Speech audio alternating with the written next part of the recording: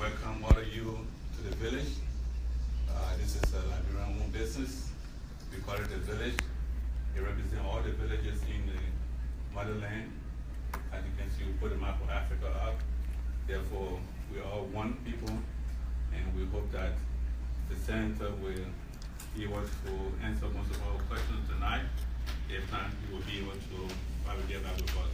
Again, on behalf of the Liberian Community Association of Metropolitan Atlanta, we'd like to welcome you, Honorable Senator, for answering our impromptu request. Thank you.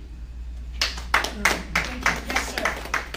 Yeah, I think before we start, we should have a little prayer. Yes. To invoke God's presence. Yes, sir. And for the senator, safe travel back home for God to protect him. Yes, sir. While you're right there, Mr. Harris, will you please do it on? Okay, close your eyes, bow your head. Okay. Dear Lord, we thank thee for this forum, and we thank you for bringing the senator all the way from Liberia. And he didn't forget his people. He came, we invited him, and he came to talk to us. And as we discuss national interests above our beloved country, we ask for your blessing. In Jesus' name we pray. Amen. Amen. Oh, wow. You more than pastor, though. Powerful prayer. So thank you again to all of you that are here. We have our leadership here, our PFO. We have our membership, chairlady, and then we're heading our 40th anniversary, Mr. Aziz Setro, and that's one of my advisors. When you say who advised me, that's one of my advisors. So Mr. Melvin Crawford. So when they say I call it who advised me, I'm one of them. That's good. So you know now. Oh boy. With that said, I would like to do a quick introduction of our honorable senator, honorable senator. At a very young age, he had been an advocate. So I will do something quick and see and test the water a little bit. Yeah. Amanda. Away. Amanda. Away. I heard that when I was a little girl. So in 2014, Mr. Honorable Wesseh was elected as the senator of River Gee County. He is married to Mandina Wesseh. He got 5 children. In fact, I had an opportunity to meet 2 of his boys yesterday. One of them graduated from college at the age of 20. One is graduating high school. Kudos to him, kudos to the boys. Senator Wesseh has a master's in public administration from Legon University from Ghana. He has been, again, I said, a long-time advocate. He was a student leader at the LU University of Liberia. The late 70s, my brother had an opportunity to serve within Dr. Emmanuel Dolo at that time. He was also young. And I see that the establisher of the JD Observer is here, so he's also an advocate. So with that said, he has been the voice of the people as a very young person. He continued to be that voice. So we may not particularly line up everything that he has done tonight, but he has been, again, at a very young age, an advocate for our people, the voice of our people, and at this point, is a louder voice for the River Gee County. Please welcome our Senator, Senator Wesseh. Thank you. Thank you, Madam President. Since we have a small family gathering, I hope if we don't mind, we could sit down and have a small conversation. Is that okay? Yeah. Yes. Yes, please. Yes. All right. So, let me, sit down. If you'd like for me to probably join the other 2 tables that we have around conference. Yeah, people coming. I mean, coming. All right, but, Madam President? Yes, sir. You don't want to, you want to bring your table close by or something? Okay. I think as I said that earlier, but I have hard head. Yeah. No, so we don't. It's okay. Okay. It's okay. I guess. Okay. All right. That's so you be close by me. Okay. We agree. Yes. Well, let me thank you. I have my special, that's my mother, my father's youngest and only surviving sibling. You know, and so she's here in the United States as guest of our daughter, and who is the president of the River Gee Association in the United States. So I'm happy to see her. I came in yesterday after the graduation. Normally the kids should come, and if we were home in River Gee, the kids would go to her and she would give them chicken, and then to give them blade, and then she would pour water and bless them. So I didn't want them to go back home without coming to see her, because she's the surviving person back there, and then she's visiting. But it's been a pleasure to come, and you know, to start off with just coming to a Liberian business. You know, quite often we talk politics, very good as it may be, but you know, more and more we are finding out that it's better that we learn how to earn a living, legitimate way of earning a living, doing business. We complain all the time that the Lebanese people are doing this and making all the money. Now you'll be very surprised. There's a full of people now. They come from Guinea, Sierra Leone, and other places. Some of the biggest buildings competing with the Lebanese are owned by fuller people who started selling down the road. They started selling tea. You know, they say fuller tea, right? You go to the places, they go, and we drink tea every day. You know, people go in a hurry. The next thing they find, the guy selling the things in the wheat bar.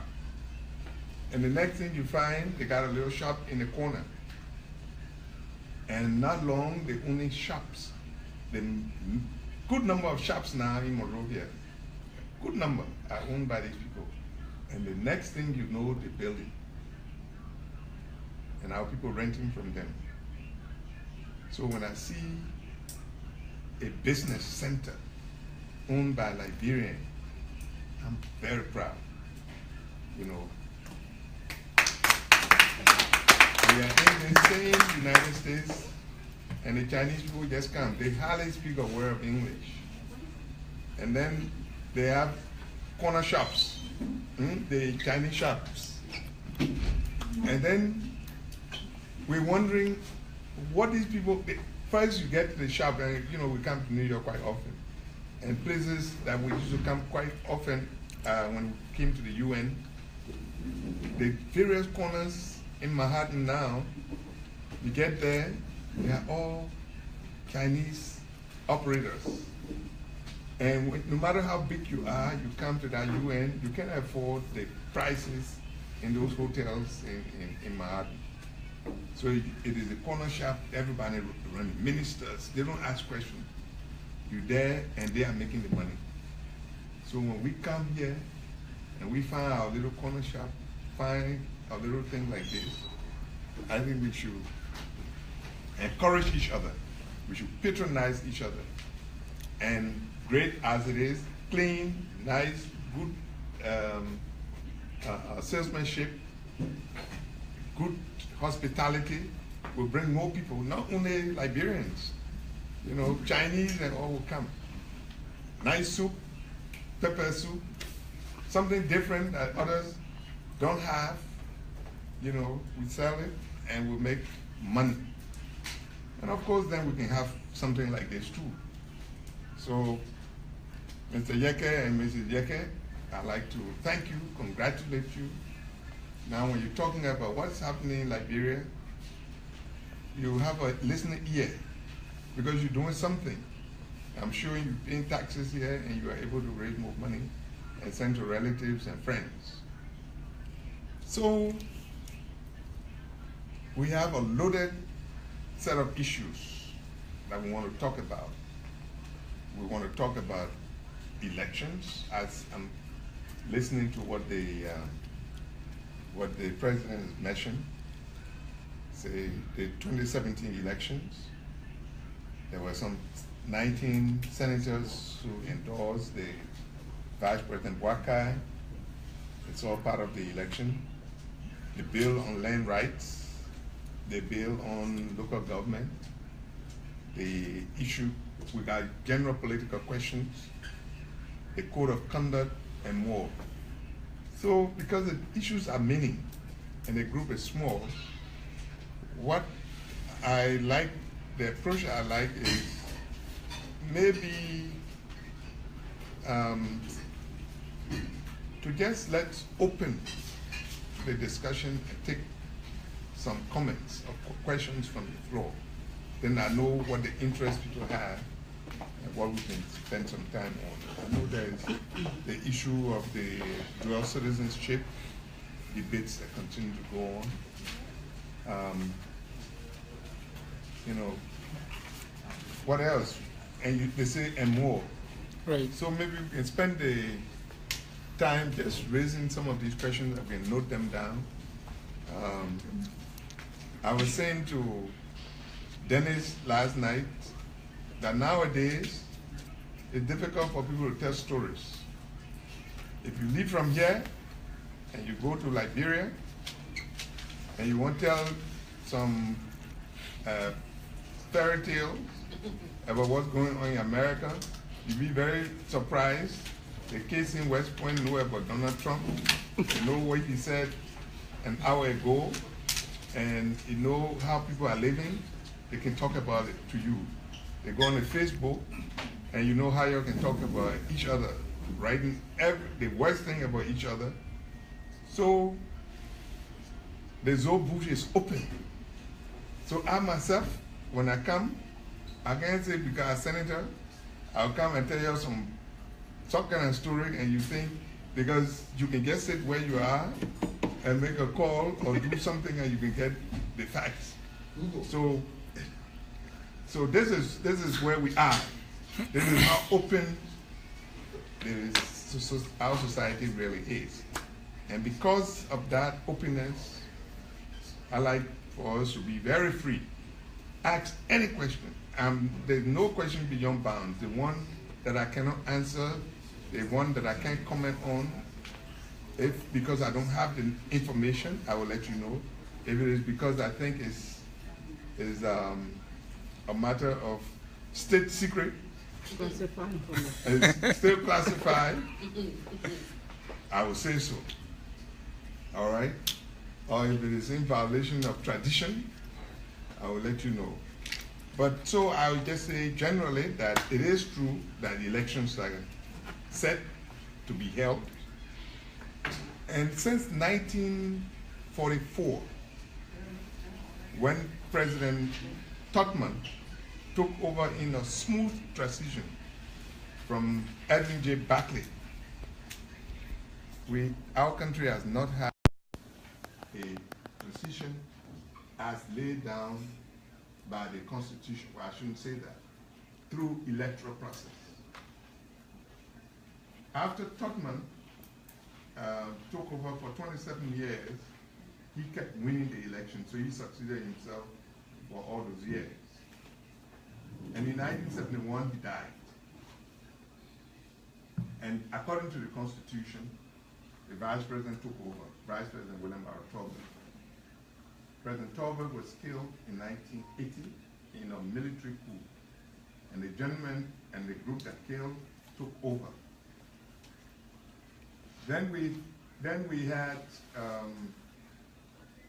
a constitutional arrangement, new constitution written by the Sawyer administration, by a team led by Dr. Sawyer.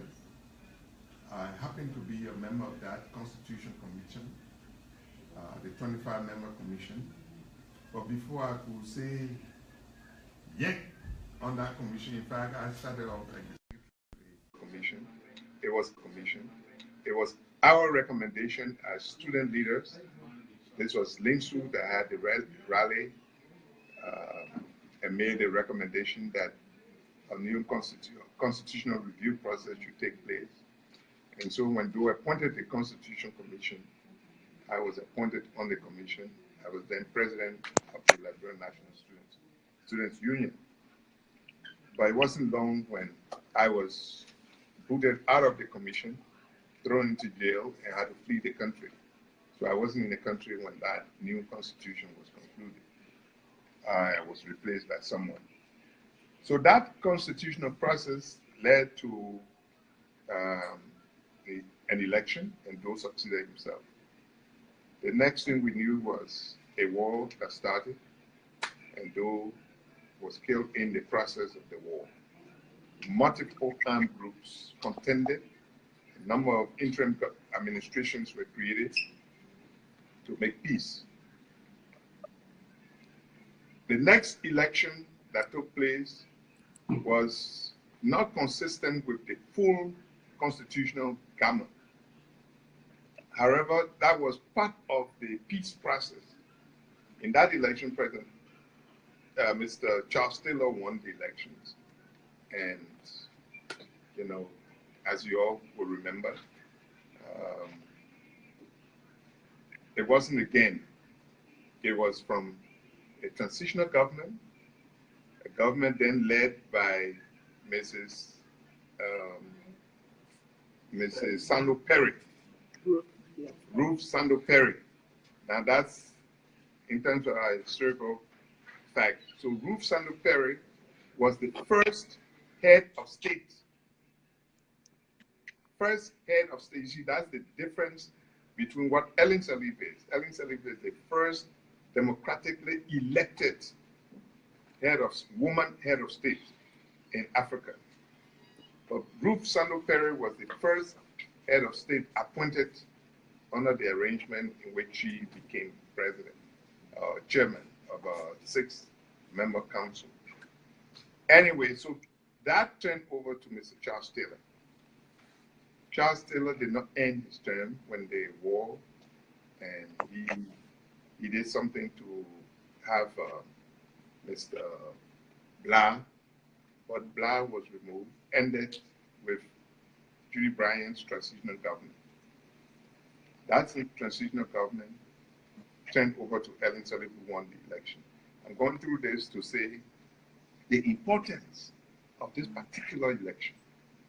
So in 60, from 1944 to 2017, this will be the first election where an elected government is replaced by an elected government, and we will have a proper transition. And that's why Mr. Harris' prayer is so important. We got to keep praying to make sure that that is what will be a new beginning of democratic transitions in our country, peacefully handled. And that is, you know, the women are claiming it, that they got Ruth Perry first to get the transition, and now there's a woman president, and I'm honored to be on the table with 3 women presidents. Madam President, Madam President, and Madam President. She is president of the River Gee Association in Georgia. She is president of the River Gee Association in the United States, and she is president of LAMA. So then it's a story, it's something to be said about what these women are capable of doing. So that's the importance of this election. Whatever anyone says, this is something that we must all pray and work for. It doesn't matter who wins. What matters is that we are learning and committing ourselves to smooth transitions, that we are working for peace, ensuring that our country has a certain commitment henceforth, because we now know, if we didn't know before, that it's only in peace that we can have development. Towards this election, a number of things are happening. So we refer to some concerned about 19 senators. It's just one of the things happening. During the time when there was three party and there was one party government, all the people who were in the legislature voted or supported the candidate that was Tubman or Talbot getting re-elected. They supported, Under Charles Taylor, if there were a possibility for re-election, you would have had a similar situation. But the special situation with this 19 senators is that a good number of them come from different political parties. Only 7 of these people come from the Unity Party, which is the ruling party, if we say, the one that has the president. The others came from different political parties or the independent candidates. They all came together and say they're supporting Joe Bwaka. This is a new phenomenon, again, because of the diversity of those who have come together to support him. And we can go into that later on. The land rights issue is one of the revolutionary things that is happening with our country. This is one time when land ownership is now defined better than what existed before. There is issues of the 4 categories of land we're talking about: the customary land, the public land, the government land, the private land. Now, in all of these, the law now that we're working on is clarifying what is customary land, what is public land, what is government, what is private, okay? And how one can secure those things. This law puts a lot of power in the hands of people who are customary authorities, because we're getting too many confusion. If you go to one county, for example, there are little noises in different corners because huge tracts of land were given to people. People own those land. How they got them, who gave the authority, whether people understood it. So it goes back to the founding of our country. Have you ever asked who owns Monrovia? How those people own Monrovia? Mamba Point, what is Mamba Point now, and all those? What happened to the Mamba people? How did they give up the land that is now? Joseph Jing Ramos has the biggest tract of that land from on for this enforcement when it was around the elections. And some of the clauses that were put into the thing appear to be targeted. And that's where the problem is. But we can talk about that if there are some questions that people have regarding it. But it is one of the issues of debate. We have some of the general political questions, include the issue of the dual citizenship. And I'm sure this is something that many people here are concerned about. I know that there are Liberians here, some who think that we must not allow dual citizenship in our country. There are those who think it ought to be encouraged. And I think we need to talk about all of those things. Yeah, Mr. Senator. So let me stop. Hold on 1 second. We have question and answer. Let him finish. Just give him 1 second. Yeah. Let me stop. I didn't want to forget because he talked about code of conduct. Write it down, I please. just wanted to ask a question. Mr. Dimi, let him finish, then we have the question. So and what answer we will do, section. I'm sure that, again, so we don't forget what we want to focus, I'll keep my notes myself. If anyone has something they want to say, and please feel free, you can make a comment. And I don't know what time we can give ourselves, because I would have... We wanted to do 1 hour, so we started at about 8:11, so I think we're good. Okay. So all right, so that's cool. Yeah. All right, so we can... So we I can... can go up to 9:30 later. Okay. Yeah. So, on those outlined issues, anybody have question, comment? Yes, sir. Then you go out.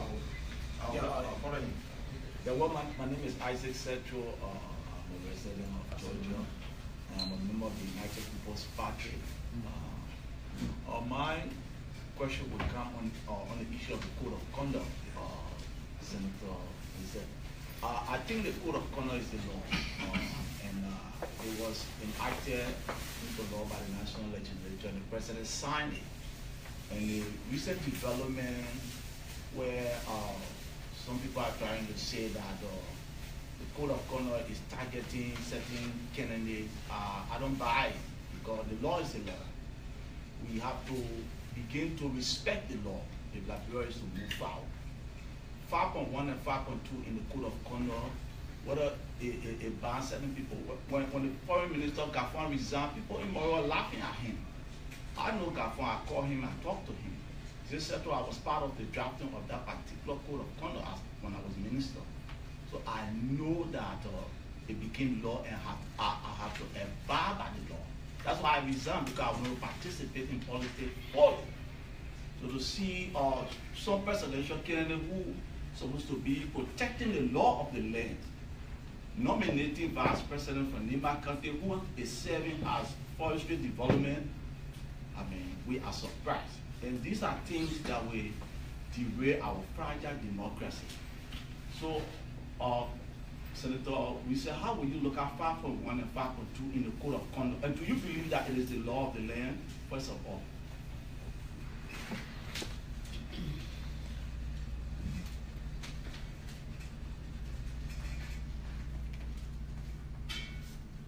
Please, let's take, if there are some other questions, maybe we can take two, Yes, sir. three, and we can focus on areas and then.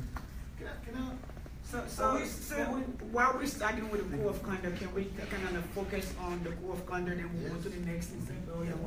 Just any particular topic. What we do is, if we get maybe 3 or 4 comments, Okay. and then we can deal with them in the. Okay. All right. Mr. Jimmy, him was up first, so let him go ahead. I'm sorry, I didn't get a way to follow along. We're going chronologically. No, you can. Of any of the topics that were just elaborated on, you can actually, ask a question. You can make a comment on that. So, Mr. Jimmy, go ahead. Yeah, Mr. Senator, I want to know the code of conduct. I'm not really getting to read it, but was it passed for everybody or for certain group of people in the government? Like a code of conduct for everybody. If you are senator, if you are this, you got to resign a certain period of time. Or it was just meant for people that were appointed by the executive branch, that this would apply to them for a certain period of time.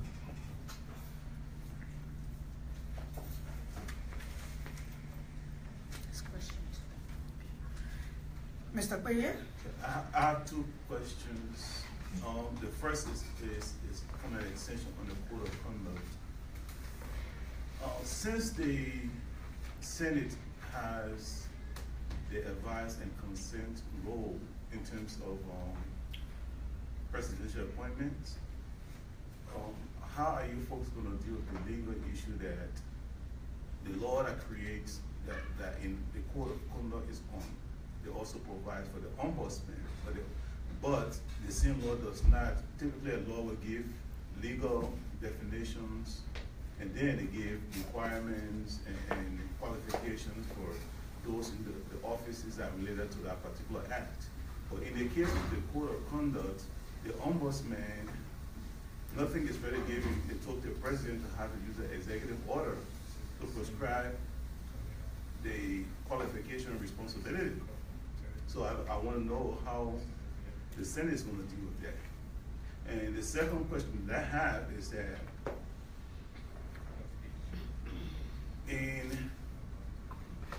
around the industrial park area, there's a negotiation that's going on to build, I think Daimler Group is going to build a cement plant along with a Who is that again? Huh? Yeah, who building the cement plant? The Dangote Group out of Nigeria. I think your wife is the legal advisor to them. Okay.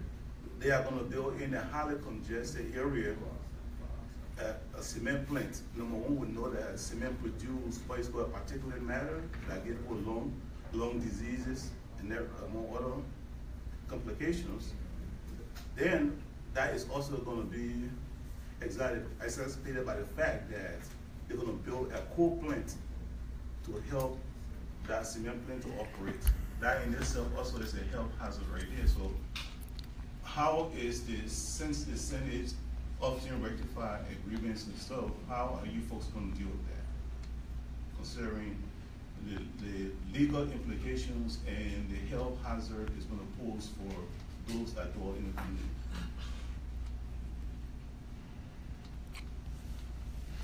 Okay.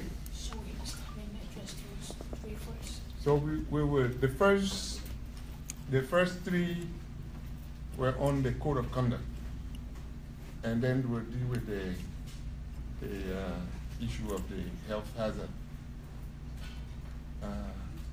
Because your question on the health hazard is not about, it's not about having a plan, having a business. It's about. Well, it's the location of the business. Yeah, but that's what I'm talking about. That's the health concerns The health that you have, concerns. yes. All right, so let's look at the three. I think Isaac is raising the question of the law being the law and the respect for the law. I think the Supreme Court has come clear. Supreme Court says that the code of conduct is the law. And so,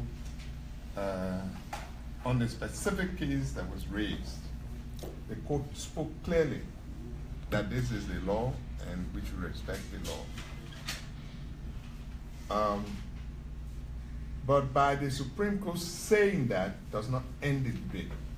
I'm sure you all know that here, the Supreme Court, it just means that this is the final arbiter, but it doesn't stop the debate. In fact, it makes the debate hotter. But if you're going to enforce, you're going to enforce consistent with the law. There were a number of things that maybe I should link this thing with the question of public official, whether this is for all public officials. You know, there are aspects of this that are dealing with mainly targeting executive officials. Public officials mean everybody in the judiciary, everybody in the executive, and everybody in the legislature. That's what the Constitution says, that there must be something for public officials. But the Constitution also provides for the legislature to make their own rules to govern their behavior. And then the judiciary, they have judicial canons that govern the behavior of the judiciary, members of the judiciary. For example, it says you can be a member of a political party, you can be a judicial official and be a member of a political party, or be active official of a party involved in campaigning and all of that. So those rules are for the judiciary. Under our system, the police, I have to take this call because it takes me to the next meeting. Yes, Paulette. I got your text and I will be available at 10 o'clock.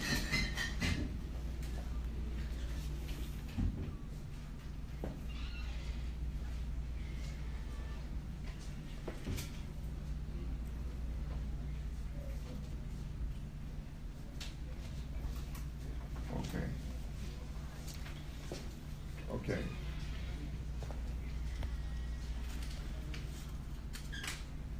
Okay. Okay, that's fine. All right, excellent. Okay, I'll give you a call later. Yeah, thank you. Okay, thank you. All right, bye. All right, I had a 10 o'clock appointment with some. Oh, sorry. All right. Okay, so you see, we made in our Constitution, one of the errors that was made as they were redrafting the Constitution. From the Sawyer, from the Sawyer Commission, then you had the Kessley Commission. In it, one of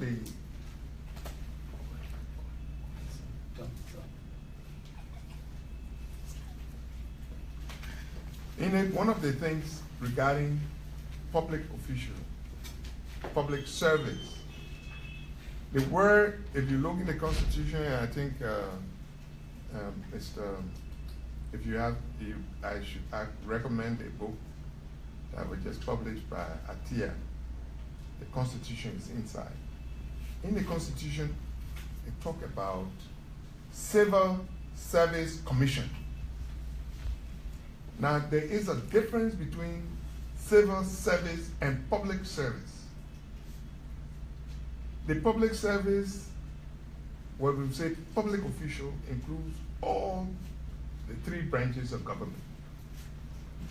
The civil service are people mainly working in the executive, because the other services are known, are declared. So you have, and here you have the police service, right? You have the judicial service. You have the diplomatic service. You have the legislative service. Now, each of these people are covered by certain guidelines. The people in the civil service have specific guidelines. So the intention of the Constitution was really to talk about a public service commission, not a civil service commission. But the history of it, as some people say, at that time, the head of the civil service was Mrs. Kessley, Lenny Kessley. And Kessley was the chairman of this new commission. The chief, please answer that and tell them what we are. So they put in the Constitution a civil service commission when they actually met a public service commission.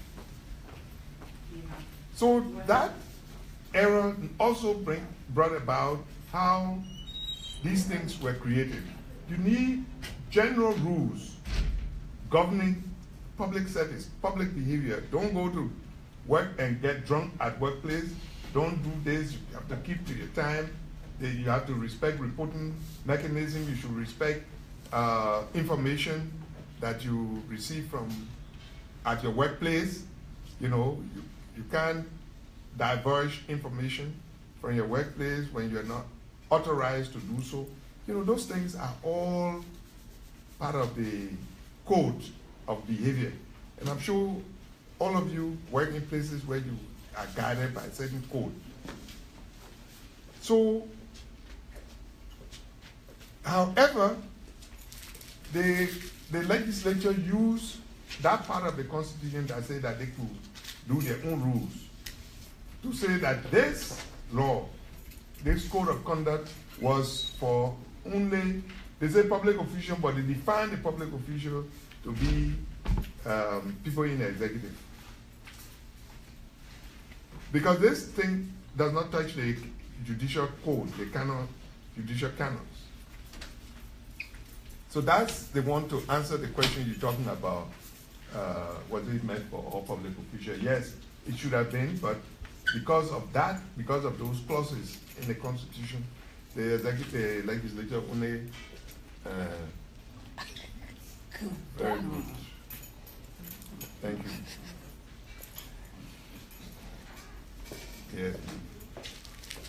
So now, so that answers the question that was posed. And I want to say the law is the law, the code of conduct is the law, but there are some things about it. And that raises the question that Mr. Beye talked about, the ombudsman. In the law, under our Constitution, every act must deal with only one topic. You cannot deal with two topics under one act. The creation of an ombudsman is a separate and distinct function that must have its own framework for operation. Unfortunately, in this act, the code of conduct, the ombudsman was introduced. So that was wrong. Now the Supreme Court decision was dealing with specific, that's why I was very careful when I say dealt with specific issues that were brought before the court. The court was not considering the whole law.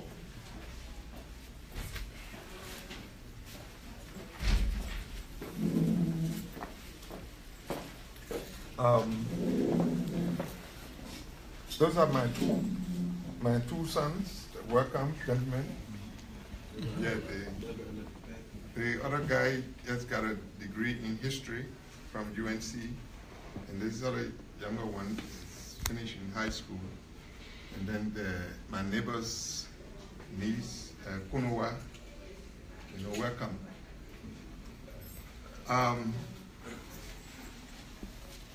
Where was I? The ombudsman. Yeah. So, in this one act, they introduced ombudsman, introduced code of conduct. So that's a problem. The Supreme Court dealt with only the fact that somebody carried before the court that they thought they had a right to run. And the court said, no, your right is impeached by what this law is saying. It wasn't dealing with the issue of the ombudsman.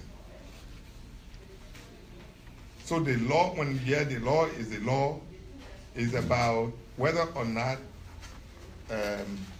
public official ban under these 5.1 and this and that could run. But there are many other questions that have not come before the court. For example, the issue in the code of conduct that says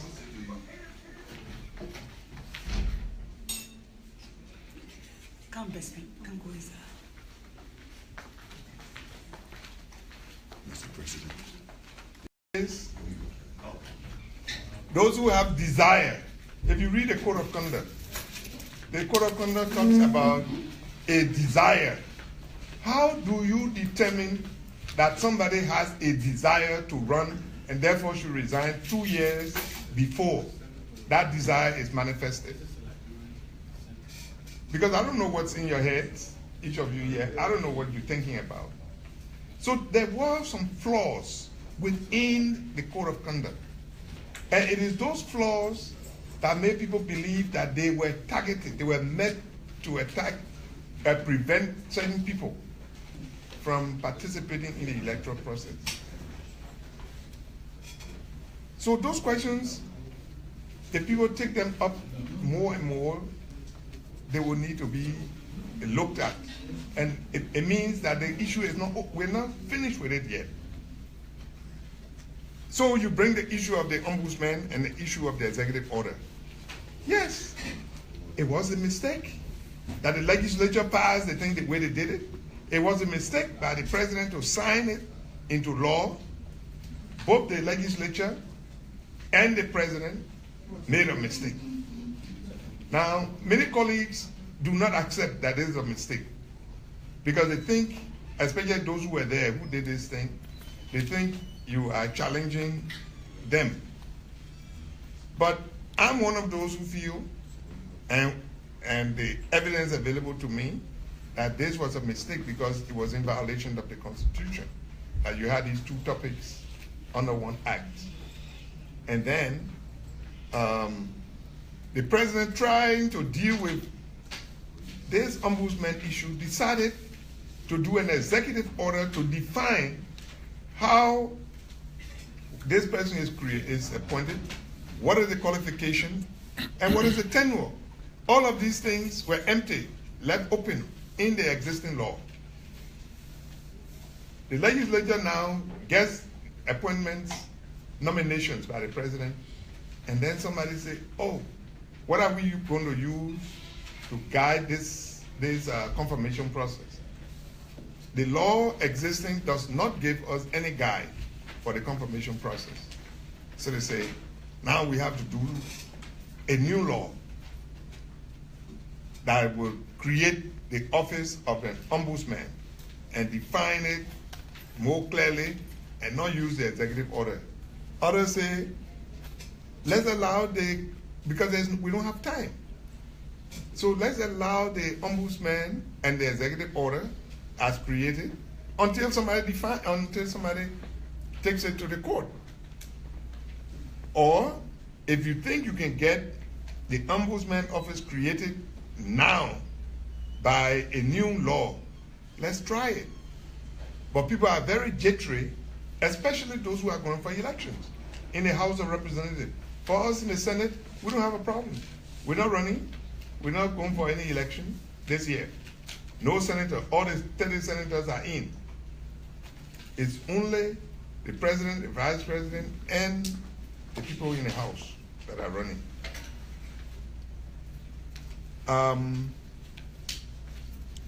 I think that's about again, the problem between the existing act and the executive order. So we're trying to address it. Before I left, we're trying now to set up a committee to try to draft an act only on ombudsman. That means with that act, you will have to amend. It will serve as an amendment to the executive to the code of conduct, extracting the ombudsman from the code of conduct into a separate agency.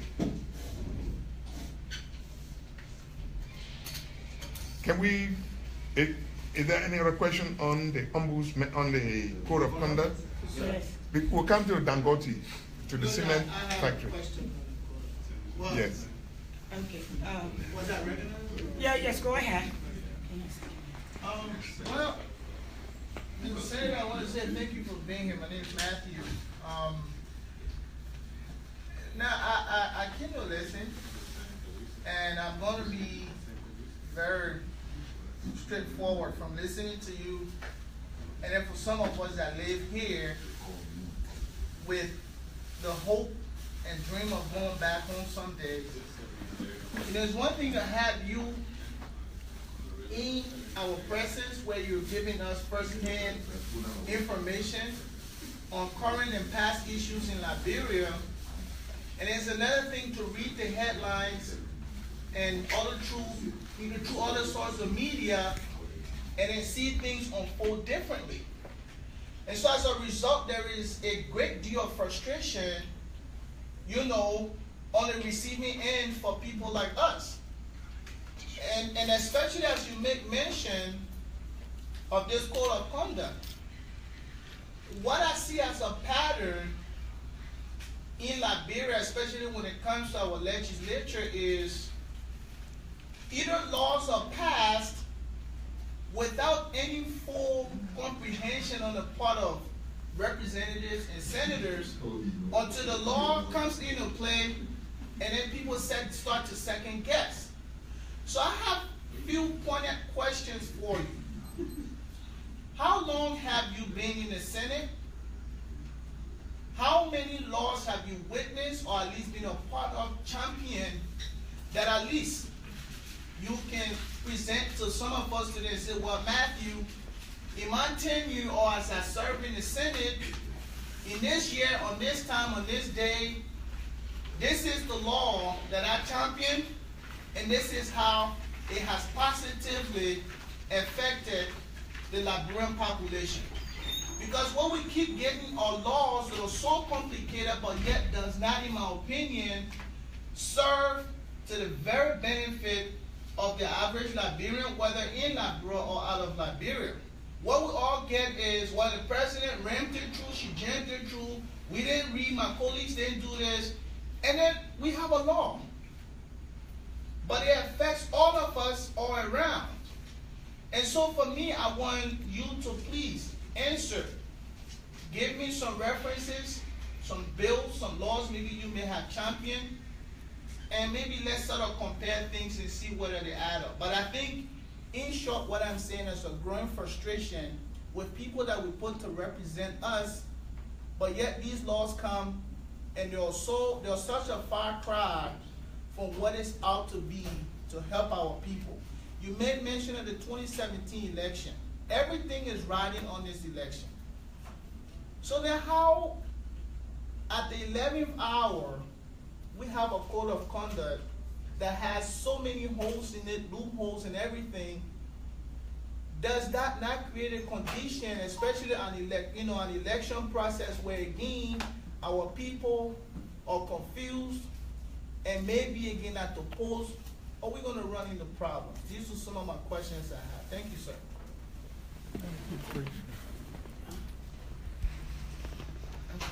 Yeah. Yeah. My question is this. Our democracy is based on the Western democracy. You visit America, you live, somehow know more about America. When the code of conduct was passed, was there any referendum?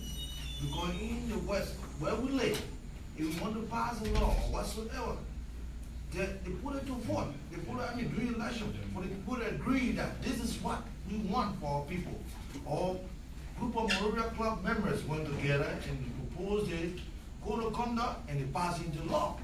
And you as a landman, knowing you from the 70s, you advocated for, so many right things in Liberia. And you being the Senate as my brother just, asked you, you've been in the system for a long time. Did they put this to a referendum or to an election process that the people will agree that, look, we want the code of conduct? And my problem with the code of conduct that you just explained, and I have problem to agree with, is that you cannot pass a code of conduct for certain group of people in the public service and leave other people. No, then what we have problem.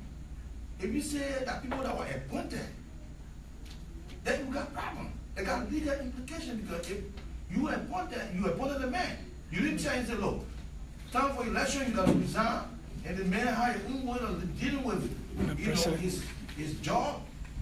So to make it simple, did they put it to referendum, or did they have any election process for the people to agree that we want this code of conduct to be a law? Or the group of people went together and said, look, we're going to pass a law. Okay, thank you, Mr. Dimi. Thank you. All right. You want to address that just one more? We're going to take the last, maybe comment or question and code of conduct, and then we'll move on to the next year.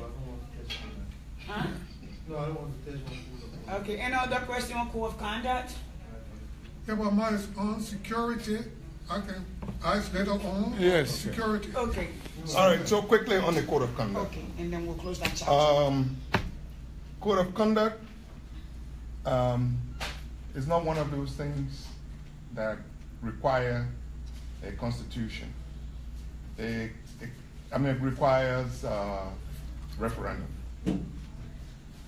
And again, it's not only in Liberia where you have laws that do not go for referendum. Referendum, except in places like I know in Geneva, in Switzerland, they vote on everything, including whether to eat chicken on a Friday or something like that. But here in the United States, the people make the laws. It's not everything that goes on referendum, as you know. Since you've been here, how many referendums you've heard about? During election, they want to pass a law, during election, they will ask the citizens to vote whether they want it.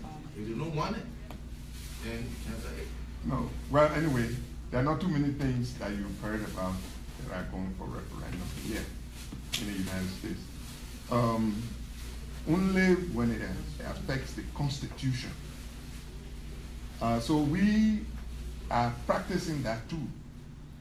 If I mean, I will come. I really want to come back to Matthew, your question, but let me finish the code of conduct and come to it.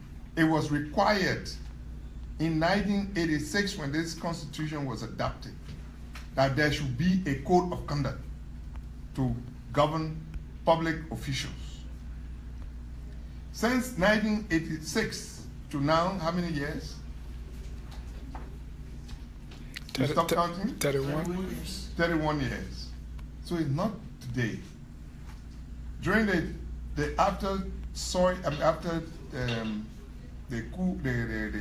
war started, the first interim administration led by Dr. Sawyer, this was an issue that came in the ILA, the Interim Legislative Assembly, and some effort was made, it didn't work. One person after the other tried. So when Mrs. Sully was elected, she made one of the key issues. But because this is guiding people's behavior, the behavior of public officials, many people have problems because this same code of conduct deals with issues of bribery or issues of gifts, taking gift. When they say what constitutes a wrongdoing on the part of public official. So we come here and you give me a drink. How much of the drink will constitute a violation? You know, I come here to address you. I take a fee. Do I take a fee? And how much of it constitutes a violation? You know, I mean, those are things that we're not used to. So people resisted. So it took, again, one of the revolutionary things was to try to get this thing done. Because it also came out of the peace agreement that we needed to have a code of conduct. So it wasn't introduced the last hour. This thing passed into law in March of 2014. From 2014, then I was in the cabinet. We're in the cabinet meeting. Somebody mentioned Kafuan.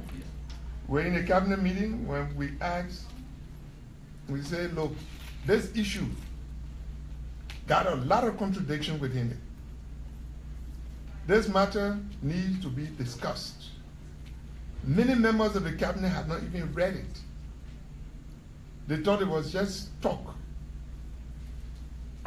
They thought it would not affect them because they were far away from election 3 years down the road. So in that meeting, I recall it was Gafuan who joined me in the questions that I was raising regarding the code of conduct. I was then Minister of State without portfolio. And I tell you, the thing began to heat up when Jones at the central bank saw that there was because the central bank law itself required 3 years after you leave the central bank not to get involved in politics. That's code of conduct. I don't know whether you're familiar with the law regarding the Federal Reserve Bank, the Federal Reserve, the U.S. Federal Reserve. I think after you leave, it's what, 10 years or 5 years? Also, you don't touch, no politics. If you serve as Secretary of the Treasury in the United States, after, is it 3 years, you don't go and work for any of the companies? Big banks. Yeah, you know, because your work has had to deal with these things. So they don't want you to make deals and say, when I finish, I take a job there. So there are areas that have these restrictions. But Jones, at the time of when this thing was going, many of them didn't think it would affect them. That's what happened. So people allow it. Typical Liberian, they were I must say, sorry to say, But many of us, we think that there are others who must always carry the load. Yeah, are they progressives? They don't want to talk. They know how to go to jail. You don't want to stand up for anything. You get waiting, let other people fight. The benefits come, then you enjoy. Yeah. All right? That's what, this is where this thing came from. So it wasn't 11 hours, my brother. Can I interject? The law was active, Just right? wait. Until, I just want to get answers, Dennis, and I understand it was a forum. Okay, let's be short. Yeah, go ahead. Let me. No, my thing here is the law was enacted in 2014. I understand that, I get that. Yeah. But I'm saying as a senator, Yeah. other folks, the noise didn't come about until election, like you're saying. Robert Sirleaf was allowed to contest. There are other, people who, again, with this law enacted, they still were going about, their political actions as if the law was not existing.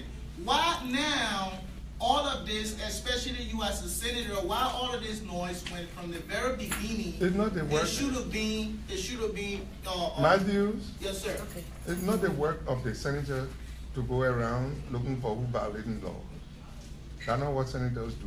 Is that what your senators do here? No, I'm not. It's not about violation. It's about getting the loopholes that you. It's not the work of the senator. Okay. The senator does not do that.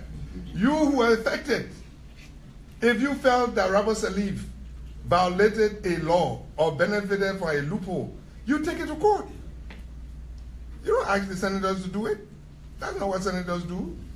Not even the policeman will catch you when you're stealing something, or what a good citizen will report it to.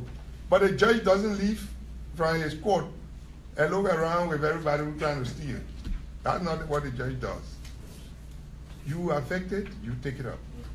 That's one of the things I'm saying. People don't want to work for something. You want to benefit from it, you don't want to work for it. And I'll come again, because I know that the thing that catch you had is the other questions. I'll come to it. So I think the issues now regarding I dealt with the referendum issue, the 11th-hour issue, and I know there are many other questions regarding the code of conduct.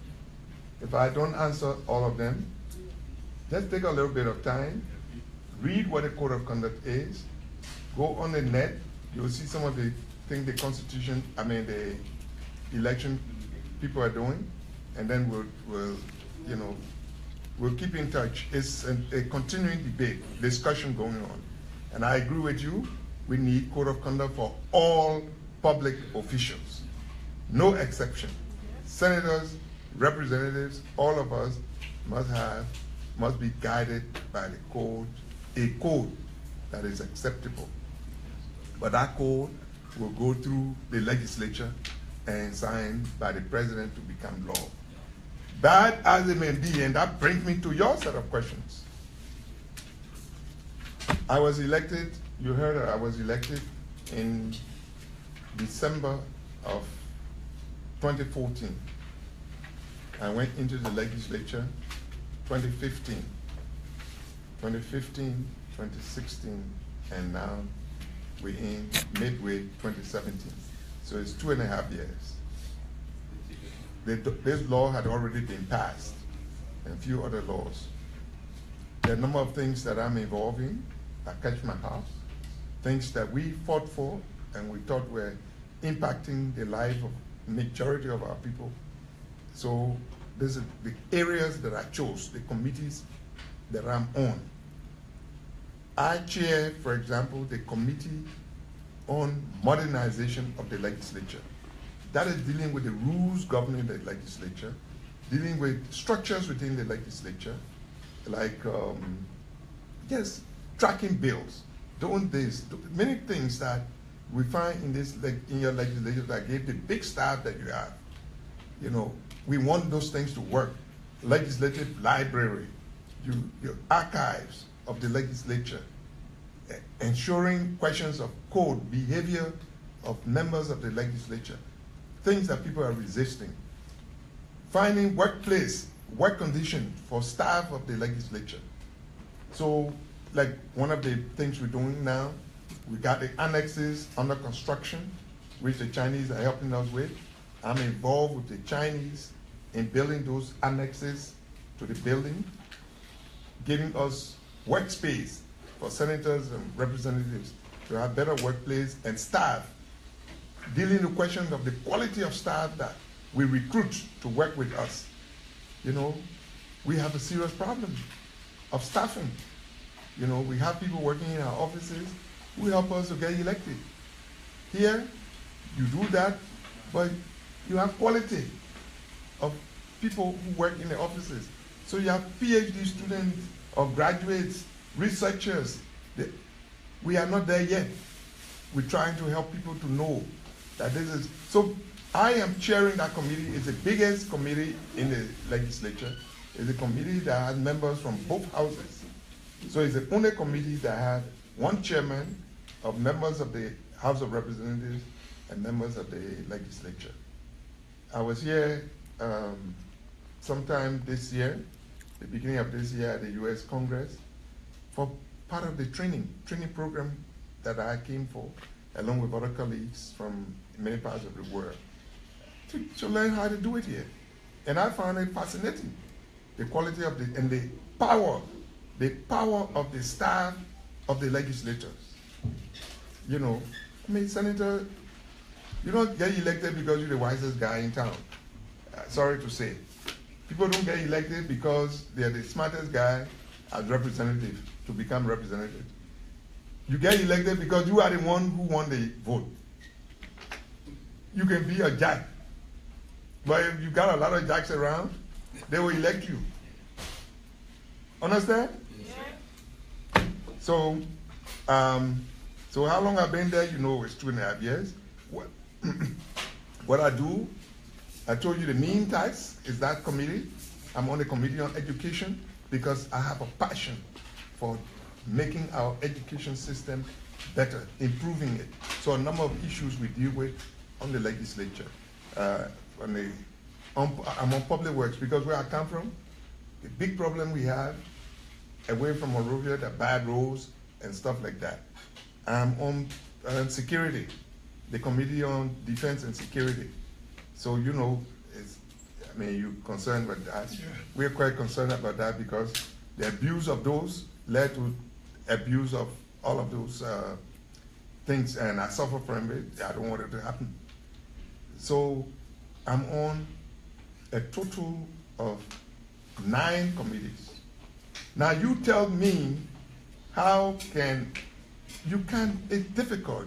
You need a staff to help you read the stuff. And the measure of a successful legislator is not how many bills they introduce on the floor. Because some bills can be absolutely dumb and they don't go anywhere. What is the work of a legislator? The legislator makes laws. He has oversight responsibility. He represents. These are the 3 main functions of a legislator. You represent your people to talk for them. You help to make laws, and you do oversight, effective oversight of various agencies of government or of society. Mr. Beye mentioned the case of what Dangote is doing. We must show concern. We must be there and see how these structures are being created and what are the health implications. You know, so that's one of the work we do as oversight.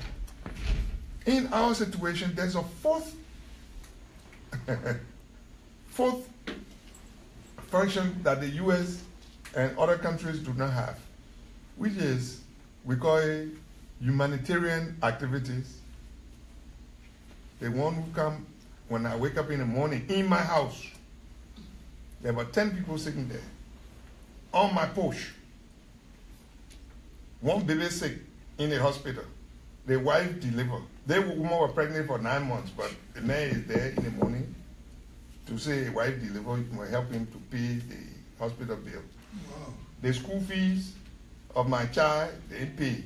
There's one, they got somebody in jail. He stole somebody, a small chicken, he stole and he carried the man in jail.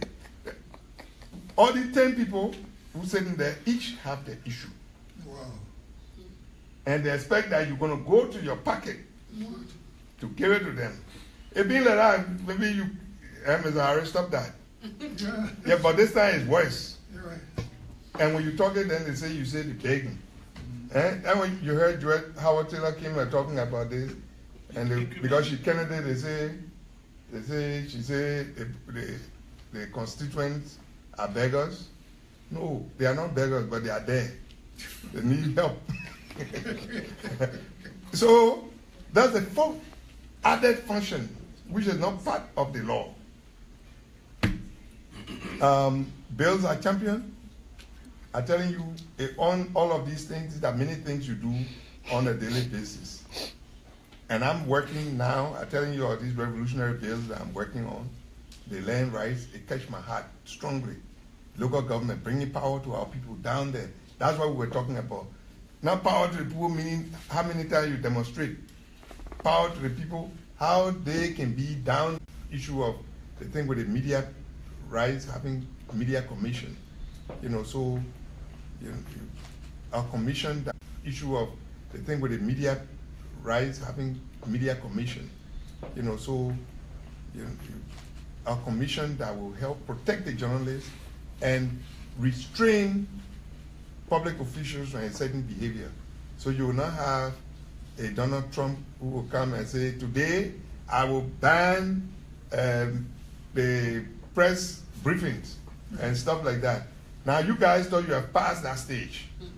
But if you're not careful, the same dictatorship in Germany that happened, Germany had reached a certain level of progress when Hitler came.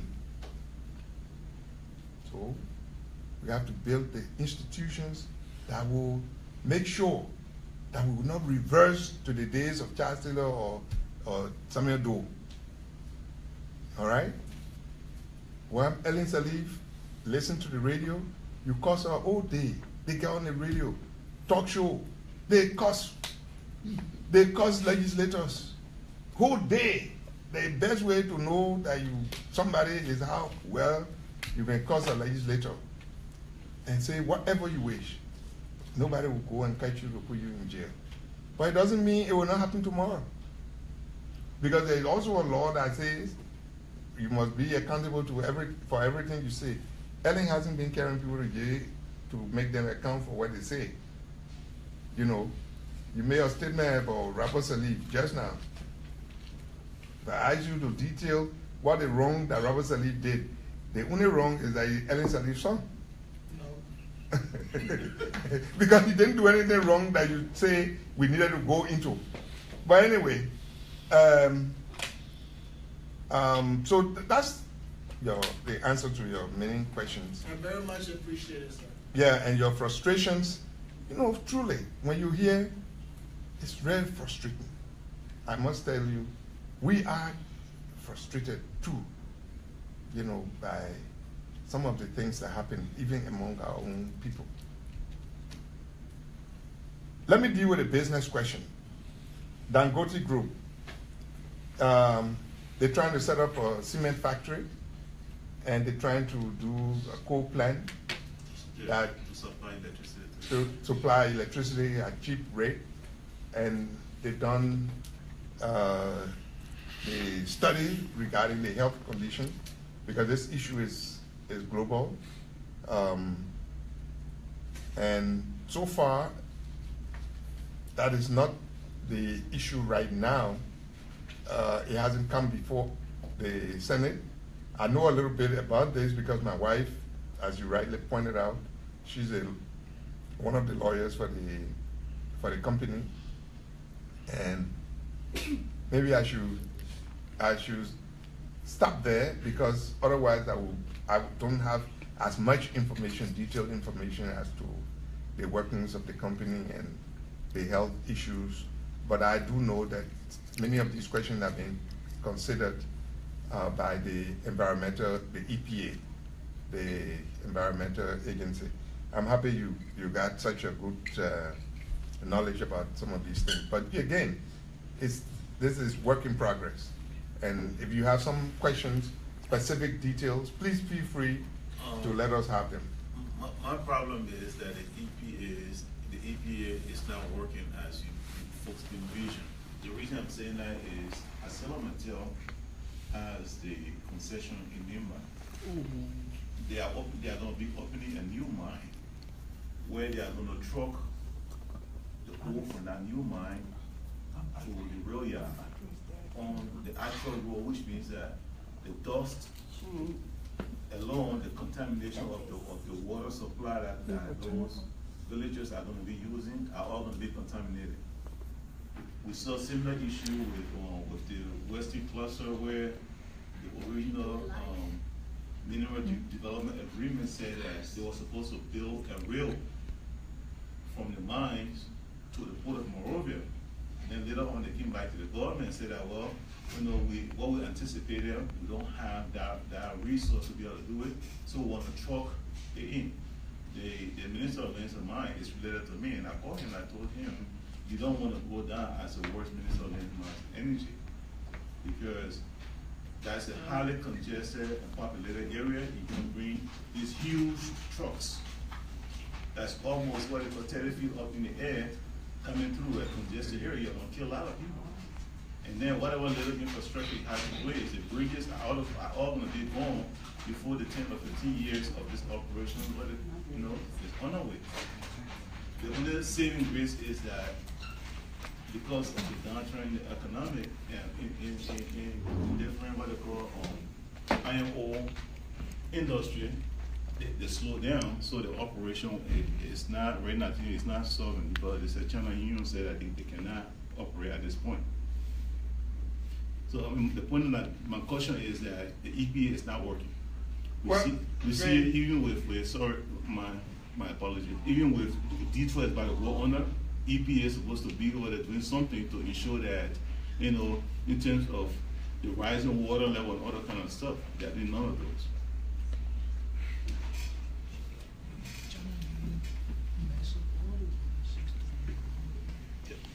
All right, I think it's a comment.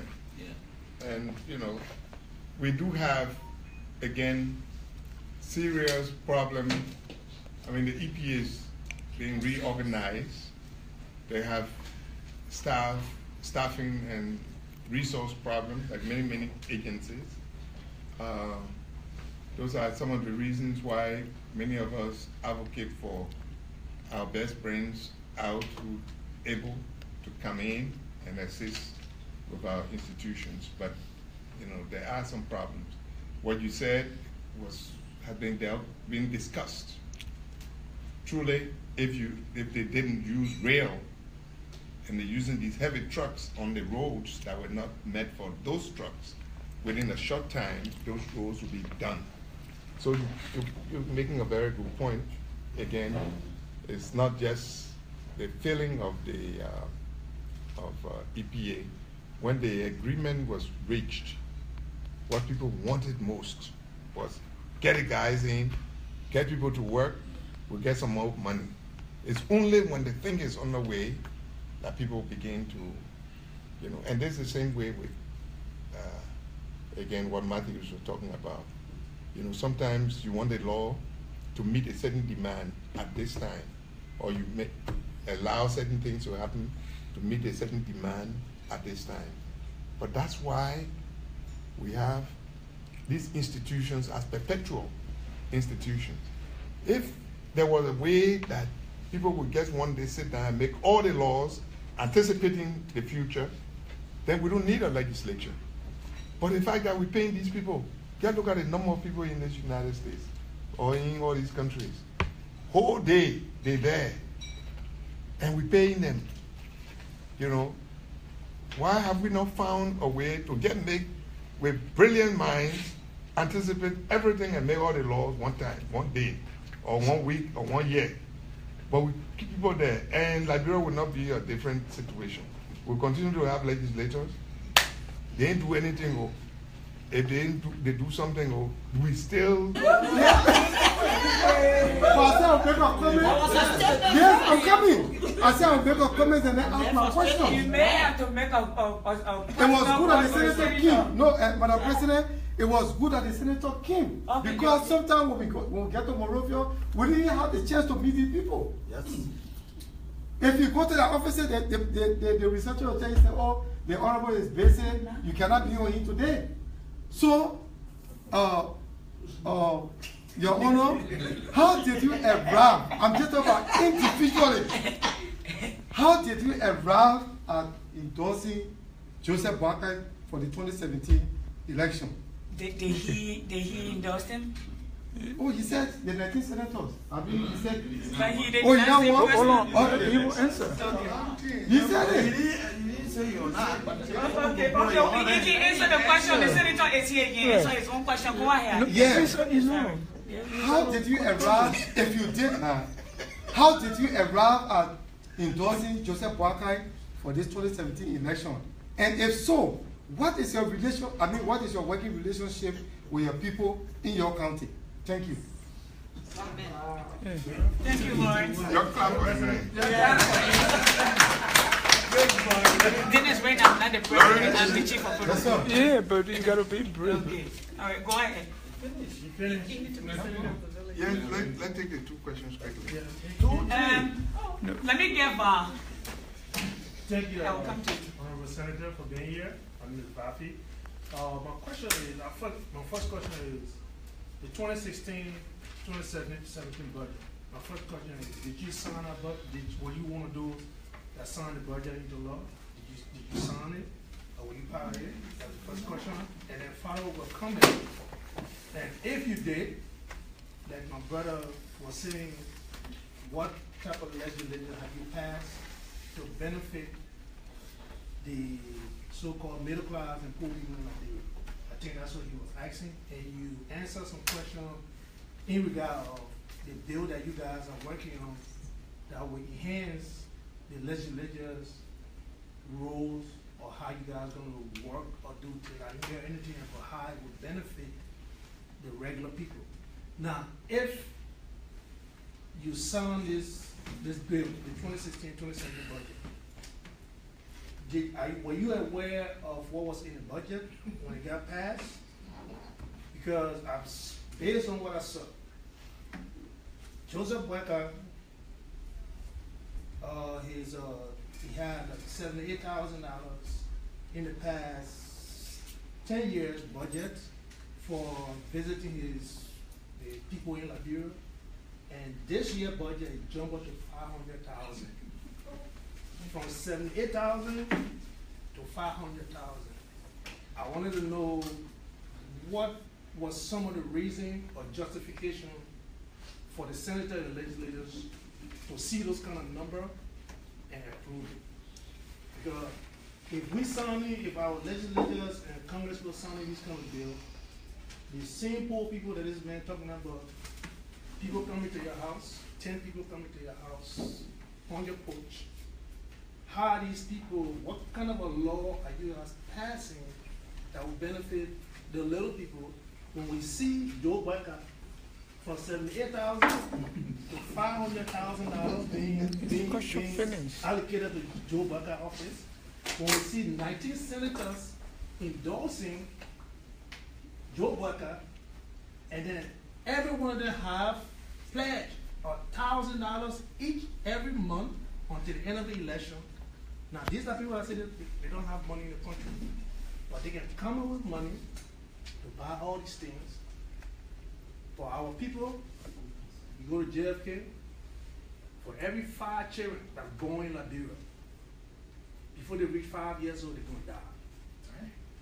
That's a statistic, it's a fact. You check it, a senator, I think you might be aware of it. What was the number again, please? Every kid that's born in Liberia. For every kid that's born in Liberia, before they reach 5 years old, at least 1 or 2 gonna die before they reach 5 years old, due to medication, malaria, all kind of illness we can think about. So, like I said, my question is: were you part of the legislature? Were you part of the senators that signed the bill into law? With all those things that are in it? And like my brother asked a question, what have you guys passed to help the little poor people in Liberia? And this gentleman was talking about business people. I have a business in Liberia too. I had 2 trucks there. Every time I go get my license, people want bribe, people want money. I just got frustrated. I just left my truck there and I came back. This is what happened. Okay. See, and then they taking the foreigners.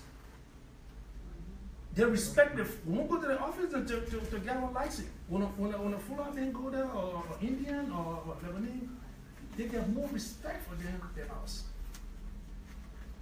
So what are some of the things that, and the second point, what are some of the things you guys gonna do to change some of this behavior or laws to help us in the diaspora or what we can do working like this? Thank you. Thank you, Bobby. Isaac. Yeah, my second one of question will focus on good governance, Senator, because I'm very interested in making sure that we have good governance in Liberia to move our country forward. One of the things I want to say on Conmany comment was that we as Liberians, we go to Morocco, the people say bribe us, don't bribe them. I had an experience where I wanted to fix my passport. They wanted bribe, I did not give it to them. I waited for the 1 month period to get my passport. We got to be involved in the process as Liberians to help our political leader in fashioning a new Liberia. So my question would be on the Constitution. We learned that President Seli set up a Constitutional Review Commission, Senator. I want to know how far has the commission gone? We are approaching 2017 election, whether there will be a referendum. We don't know. The debate started, but it kind of slowed down. We in the diaspora are not participating in the debate for a new constitution because the 10-year clause in the constitution created a problem for the last election. How can we repeat that? How can we change that in the constitution? So I hope you take note. That's my first question. The second question is on dual citizenship. The brother went to Liberia seeing a lot of problems. We Liberians who are here, who have acquired American citizenship, we want to go back and contribute. You spoke about deficiency in terms of the brain drain in Liberia. People to help the legislature come up with technology. Some of us, we are computer experts, we are scientists, but we are American citizens. How can we come ahead when our fellow Liberians are trying to stop us from participating in the process? So my 2 questions is the Constitution and how can you help us push dual citizenship in Liberia? Last question. Thank you. Someone. Levy, you wanted to say something? No, I'm in and out. Let me have Mr. Harris speak, please. I have Go ahead, Mr. I have a Harris. question too. Yes. Thank you, Senator. I want to know what mechanism we have in place regarding national security for the pending general election, realizing that Army is leaving because security is a key factor to a successful election. That's all. I've got a question too. One more. Okay. Okay, I have a question. Mr. Dimi, you talked twice. Let Dennis ask the question and we'll have you. Yeah, we just want to make sure everyone is support. My question, Senator, is about River G. I read something about I read something on the listserv about your company that allegedly got the bid to do some projects in River G. And I don't know the details.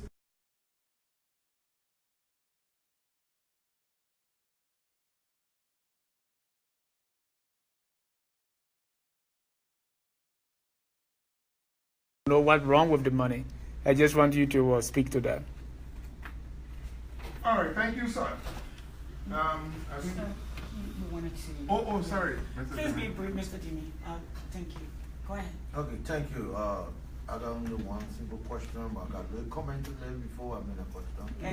Yes, more the brief. Mr. Wesseh, thank you for coming here. Over 20 years I just seen you today. But as my friend said, some of the reasons that's stopping all from going to Liberia at this time is that other countries that we visited in recent times, they get their citizen priority, like in America, for example. But I observe that in Liberia, the Liberian citizens are not being respected. When you are a Liberian citizen in Liberia, the government does not care about you.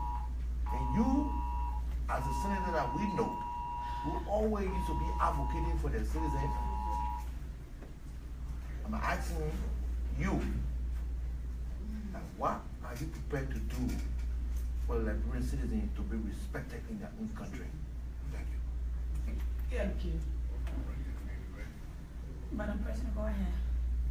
Yes, our great senator, I have something to say pertaining to almost what is William, whatever his name. Dennis. Okay. Dennis or Lawrence? Him? Lawrence, yeah, Lawrence. What's your okay. So, my name is Sarah. Okay, I'm sorry. My question here is, few months or year past, we used to sell cars in Liberia to sell. Okay, but when time came, they said the government said if the car above 10 years, they will charge you more money. So every little car that we were having to make business to employ other people to drive and make living in Liberia, that stopped us. If you don't drive there, they will not release your car. So my question there is what the other man said, in Liberia, I've been there. There were I got OL before I came here, the few days. And they always think the foreigner to be the best. Yes. Yes. And in United States, what we are today, white people is the head and the black United States, and then we the group that came to join them with the least. But according to the categories that how they consider them to be. But in our country, we don't have no facility. Guinea man and Liberian man, nothing. Guinea man will be way up there. They will overlook Liberian men. Yes. So why and how will it start? Because it had to, some all really want to see before we go before we go to nursing home. We don't want to go there. We want to see to get a structure on the ground, the business. But how will we get the business if the government is really pushing us out?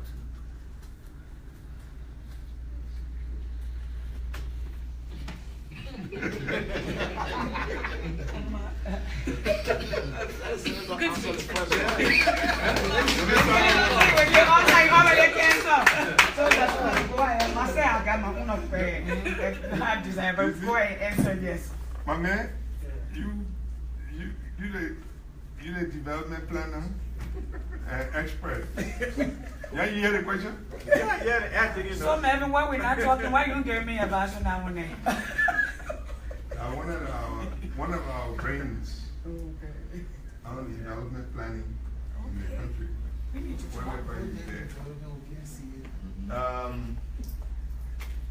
Too many questions around Liberian business, and then the political issue of endorsement, then the constitution, the 10-year clause of citizenship, budget law.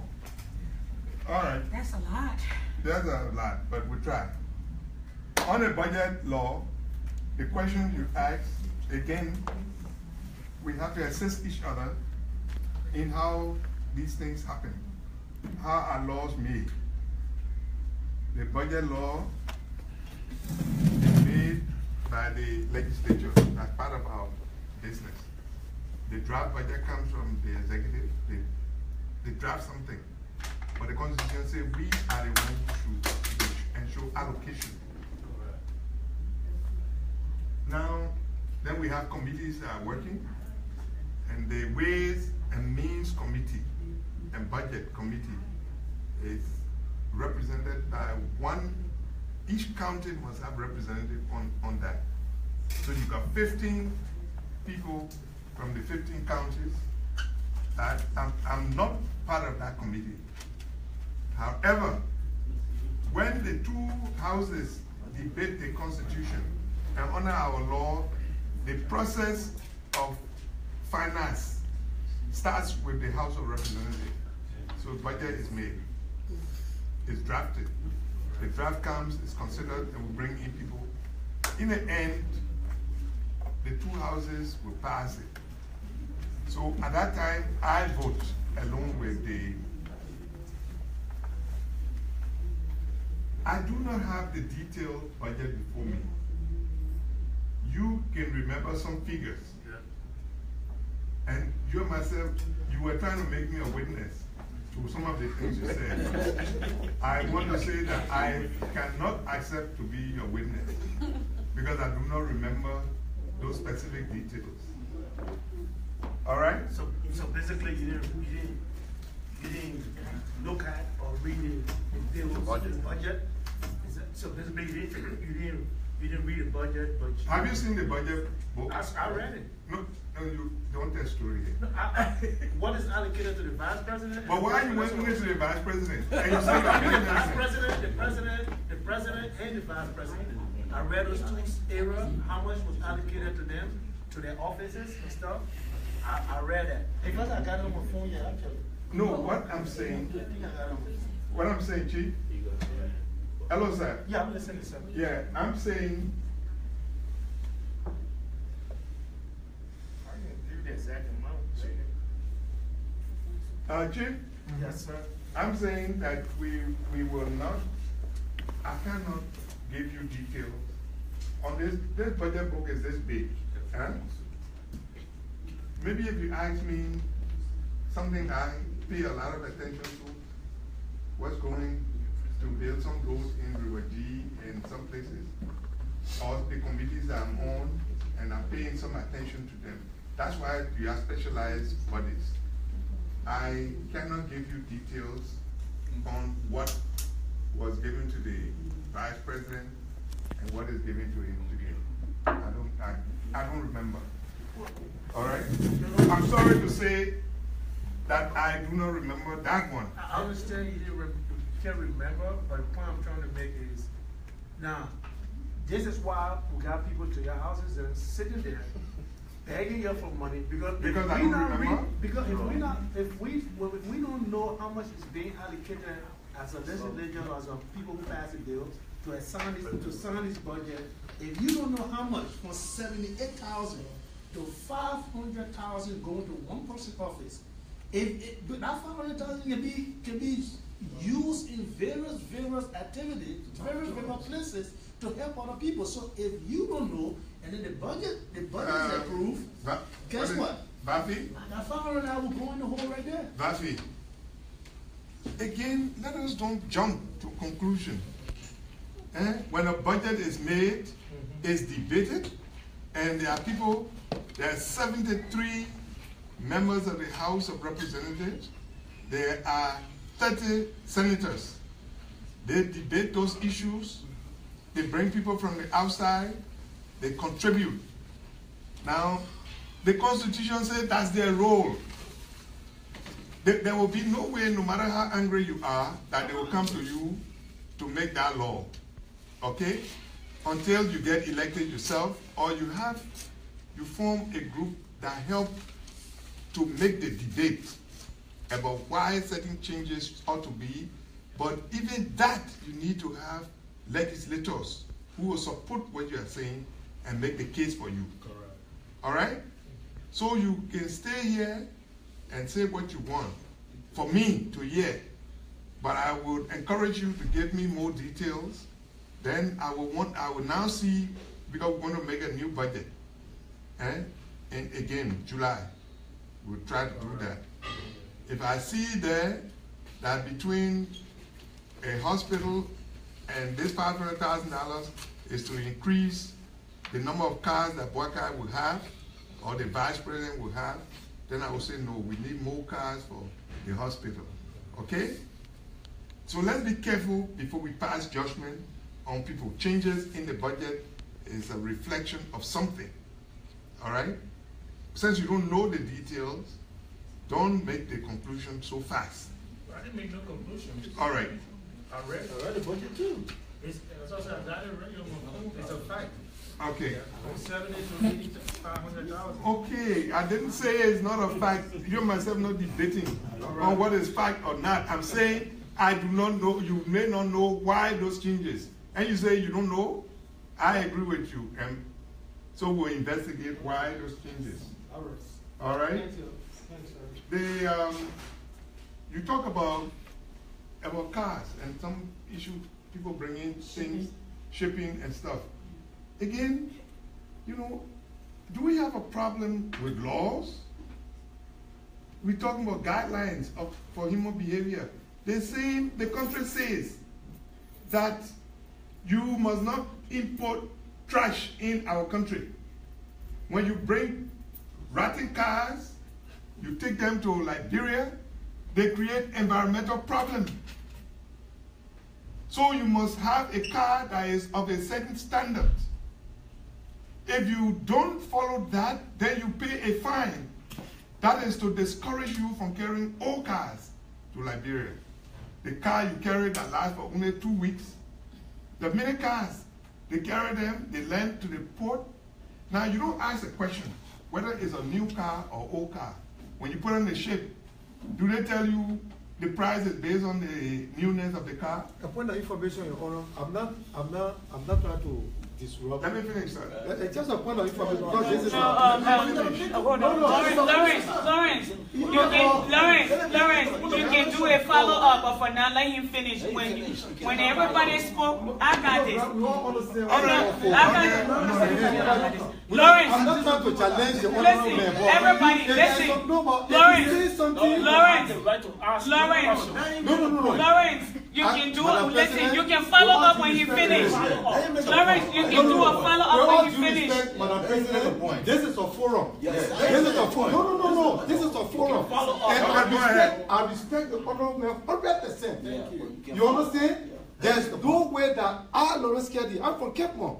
You understand? There's no way would they respect our honorable people. But when there's an issue to be addressed, you have to address it. This country, Your Honor, you can. Then 1936 car runs in America. I'm coming. 1936 cars run in this country. You understand? No, I'm coming. I want information.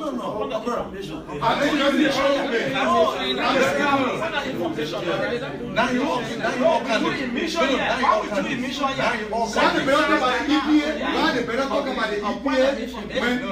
When the president keeps here, no, I'm coming. When the president keeps here, she talks about decentralization. You understand?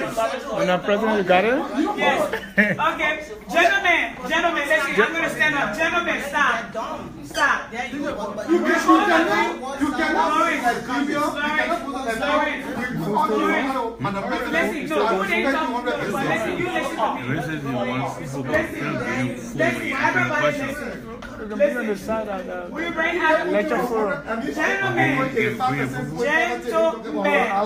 Lawrence, listen, I say you can do a follow-up on all of you because he had a lot of stuff jotted down to address.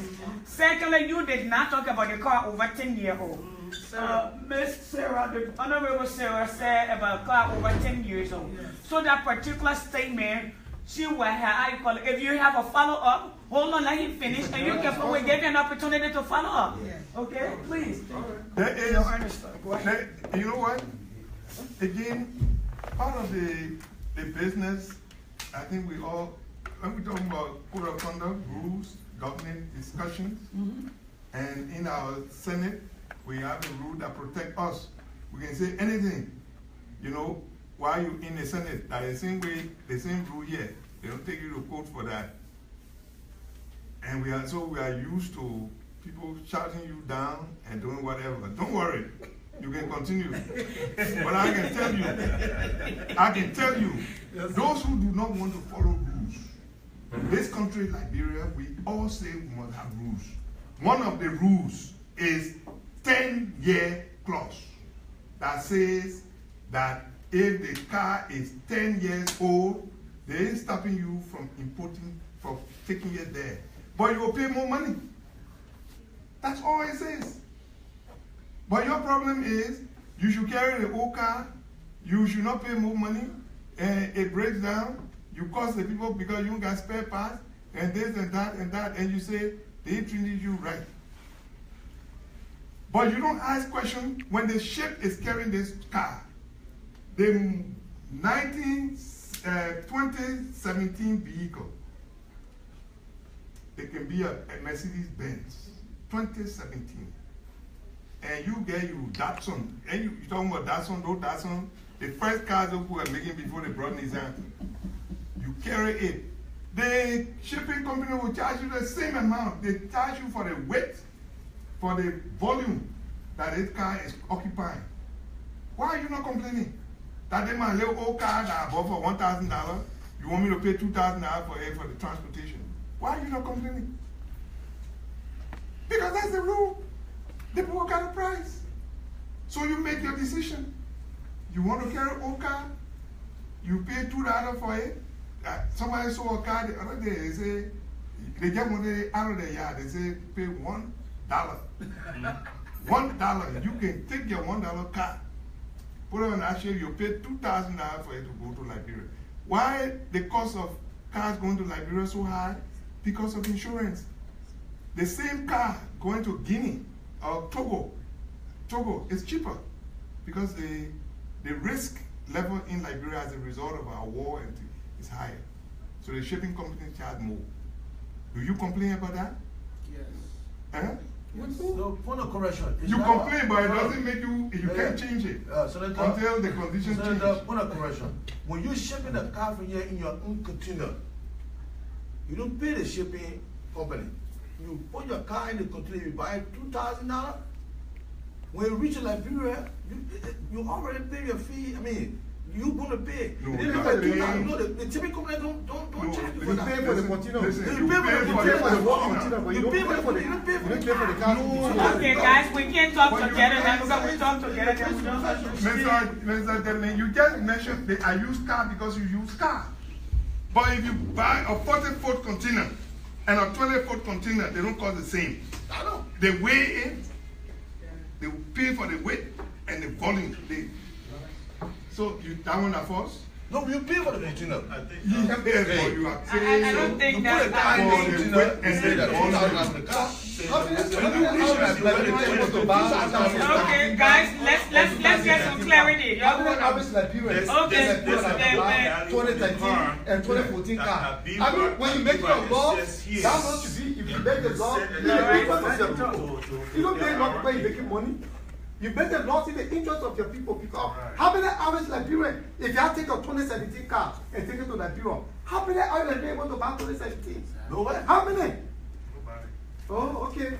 But they make the laws because the reason why people go to your house in the morning, 20 or 25% go to your house in the morning, is because their government failed to provide job for that people.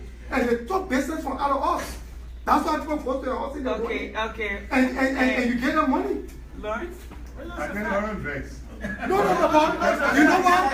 No, your honor, yeah, I'm not going to do that. I serve as Secretary General for the Union Party in the Southeastern region. Yeah. You understand? But we are disappointed in the government. Yeah, don't vote for him. No, but I'm not going to vote for him anyway. I don't want to charge I know my right. And we all will be in Morocco comes August 1st. And when you send car to Ghana, yes. Okay, listen, guys. Mr. Jimmy. You see, we are out of order, guys. Gentlemen, we are out of order. We are out of order. You know, I understand it's a hot issue for all of us, okay? But let's try to reason together because the whole thing here, the whole essence, I would think, of the senator being here is to listen to us, to take some notes, go and look at our concerns, and then go back to the rest of the people that are supposed to be speaking for us, to act in the interest of our people. I think what I'm getting is there's not enough people in Liberia at this point that can afford a car that would be less than 10 years old. Yes. I think in short that's what it is. But we're going all around. Yes. Let me say that we should be careful how we render and really I'm not here to, because I don't have the statistics about those who can afford to buy a 10-year car and a 15-year car or 2-year-old car. I don't have those statistics. All right? I mean, we have to depersonalize this matter. You said a number of things. You get your 10-year-old car or the 15-year-old car, you go, and the people say you should pay bribe. There are those who go and pay bribe. Those who pay the bribe, they are just as wrong as the receiver of the bribe. Under our law, you can be arrested. You are just as corrupt. Some of our friends who come from here, yes, what Lawrence was doing just now, the way he was angry. You know, this is a forum, small meeting. Can you imagine if you were 200 people in this room who will explain their view like this? You know the place will get into chaos. We'll start shooting each other. And we are saying orderliness. Now, so starting from America, the training that brought you here, that you got when you go to Liberia, please show that you have a new training by being in the United States. Yes. But right from the airport, some of our colleagues, by the time the plane put them down, the man who can stop for police here and know what you do in front of a police officer, when they hit Monrovia, the way they can cost the police officer. I'm telling you. Yes. The way they can cost. You know I come to America. It's not everybody. Wait a minute, my brother. Hey, take it easy. Hey, I'm a legislator. You say I've been fighting for rights. So I know the cases that come before me. And people I talk for who come from America. You want me to give you names and examples? Please don't. If you try now, when I'm going back, you might say go back together. And let's get to the airport and you see some of your colleagues who will get down. When the people ask them for their passport, the noise, they're not made by Ghanaians or Nigerians. They're not made by the people who get returning to Monrovia, who come from Monrovia. I'm telling you what I know. So we have to do something about our own behavior. Otherwise, you want a law. The law is that if you got a car 10 years old, whether it's for poor people, for rich people you carry it for, they say if you get more than 10 years, you pay more. That's the law. You just say law is law. Who was it? Law is law. You don't like the law? Go and repeal it. Repeal it. You get the legislators to do it. The legislator who will not do it, and you believe that they do not like the people, voting time comes, don't vote for them. That is correct. You know, that's it. No, but wait. I'm just waiting for you to finish. No. Let me go to the next. This man, I understand what the minister in Liberia, I understand that. But the fact here is that you put Ghanaian in charge of the port. And I deal with Ghanaian here that send cars to Liberia. I mean, Ghanaian in charge of the people that were managing the port for I don't know how long it's been. They are Ghanaian. And Ghanaians send the same 10 years, 15 years car to Ghana. And the taxes and whatnot they level against because their Ghanaian business is far better than Liberia. And you talking about a law in America, we got 15, 20-year-old car here. Let's continue the conversation. Mr. Jimmy, we may not agree, guys, stop. We may not agree with the answer that you're getting, but we're having a conversation, we're throwing out stuff that maybe it will give the senator an opportunity to see where we are, go back and look. And maybe he can do some research that he himself said. Madam, yes. This matter here, you know, again, you can be as angry as you wish. I'm telling you, there's the law. Am I not telling you the truth? You may say that those who made a law, they are a bunch of something. The only choice you have is time for election. Those people go and make sure that they don't get elected. And then, or you take the other option. You bring all your statistics, your arguments, and find legislators who are already there, and you say, look, this is what we need, and please make sure you change the law to benefit us.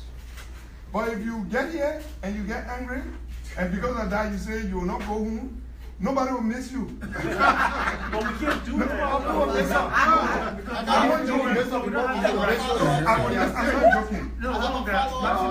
Let me finish your questions first. Let me answer the question. You gave me answer. Now those, It's moving rather quickly, so sometimes I think it's. let me go yeah, to I just, the questions that were put. But there are a lot of interjection are coming in though, so yeah. There were questions about they can respect people. You go to the office, it made you to wait for them, and this, that, and the other. My brother, again, don't have a different rule here where you live and different rule in Liberia. You can walk in the town council in this Lawrenceville, and the people in a meeting, you say because you're a member of the Lawrenceville, they must stop that meeting and let you in so you can talk what in your head before you can leave. No. If you made an appointment, you try to wait for that time they give you. But if you didn't make an appointment, you just came, then you have to have the patience and wait. That also holds true in Liberia. When you come to my office, you can say, we're revolutionary, you're a student leader, you're student, so therefore you just come in my office. But how about the other person who you meet there, who you met, who's sitting down in my office talking? That respect there? Is that what you do here? No. Since I know you don't do it here, and since I know it's not right, because I learned from Kepamas High School, that teacher Bush told me that when you get to, you must wait for your time. And you want to tell me that because you went to office, they told you to wait, they didn't respect you, then you will not get any respect. The question of which one, again, I talk about the bribery. Let me talk about the constitutional review process. The constitutional review process went and they did 25 areas. Now, if you study the US Constitution, check how many amendments for over 200 years of this US Constitution. How many amendments have been made? 60. How many? 60. This one. 26. Well, in 200 years. Oh, 200. This is more than 200 years, the US Constitution. It's more than 200. This particular one, the people sat down one day, in 1 year time, and drew up 25 amendments that they wanted in the Constitution. Can you imagine if you made 25 and we were supposed to vote to build the amendment? You need 2/3 for each. 2/3 first of the legislature and 2/3 of the whole country. That's how the amendment process goes. You know very well that those who made the 25, they cannot be too serious. Because that means they don't want it to happen. One of the clauses that they put there was Christian state. You know, Christian state. Of course, that was going to annoy a huge part of our society. So it wasn't going anywhere. So the legislature sat down.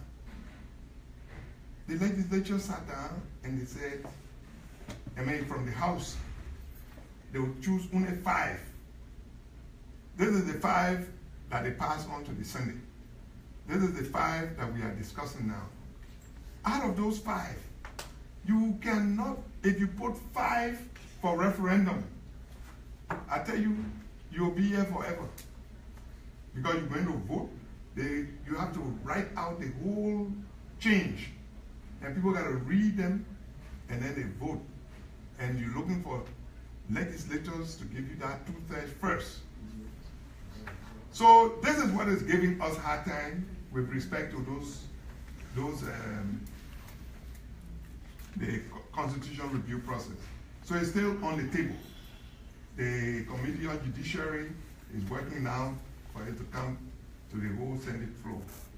10-year clause is something that is being discussed. Some people think the Constitution has to define, the code, because there is something about residency and something about domiciliary. To be domiciled and to be resident. In one case, the Constitution or debate in the court was that if you say one must live in the thing for 10 years, I was over 10 years before I left River G. That time, it was called Grand Gile. Are you saying that when I come and spend 25 years here just before election at Barnsley, Monrovia, I've covered the 10 years, I've been in Liberia for 10 years. I lived in Liberia for 10 years. That needed to be determined.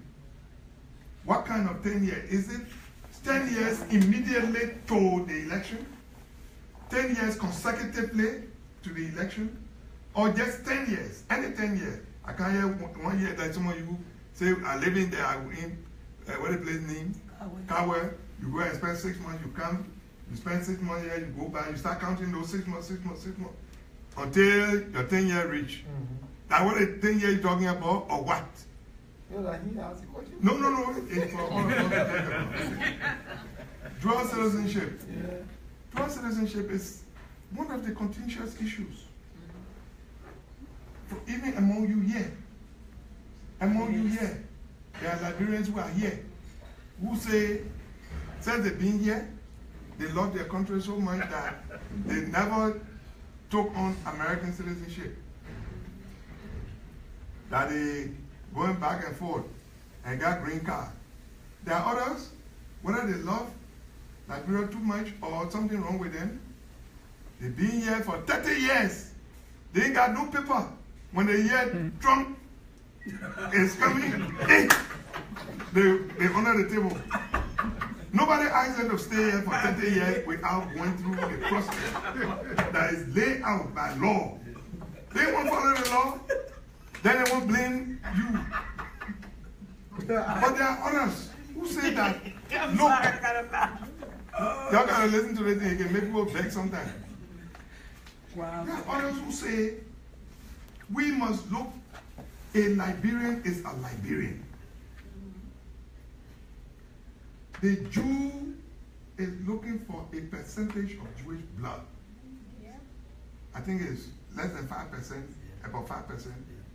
Wherever you are born, in Australia, they say you want to identify you to go to Israel and be citizen. Why is it that Liberians are giving so much hard time to their fellow citizens not to come to Liberia and be part of and benefit from everything and participate in things? Why? It is the exclusionary mentality that we have, that many of us have. We are exclusionary in the implementation of law. See how Lawrence are very angry about a simple law. 10-year clause. 10 years. He was passionate. You're passionate. No, babe. Gentlemen, I just using Lawrence because of my man. My man. Yeah, my man. So I gotta use him as an example. Because he didn't want, came in front of the senator, then he won't punch the senator. Should charge him with. But they control him. See how far he came, right? One of our presidents was in here. The president had to go and stop him. That's contempt. Okay, so the dual citizenship thing, for me, I'm one of those who believe that we must allow it. The place is already closed, so we got on. I believe that our people should accept their citizens. So even when I hear some of you say, I go because I'm a U.S. citizen, I feel sorry. You are a Liberian citizen who happen to take some of the paper here just to get a little job and something.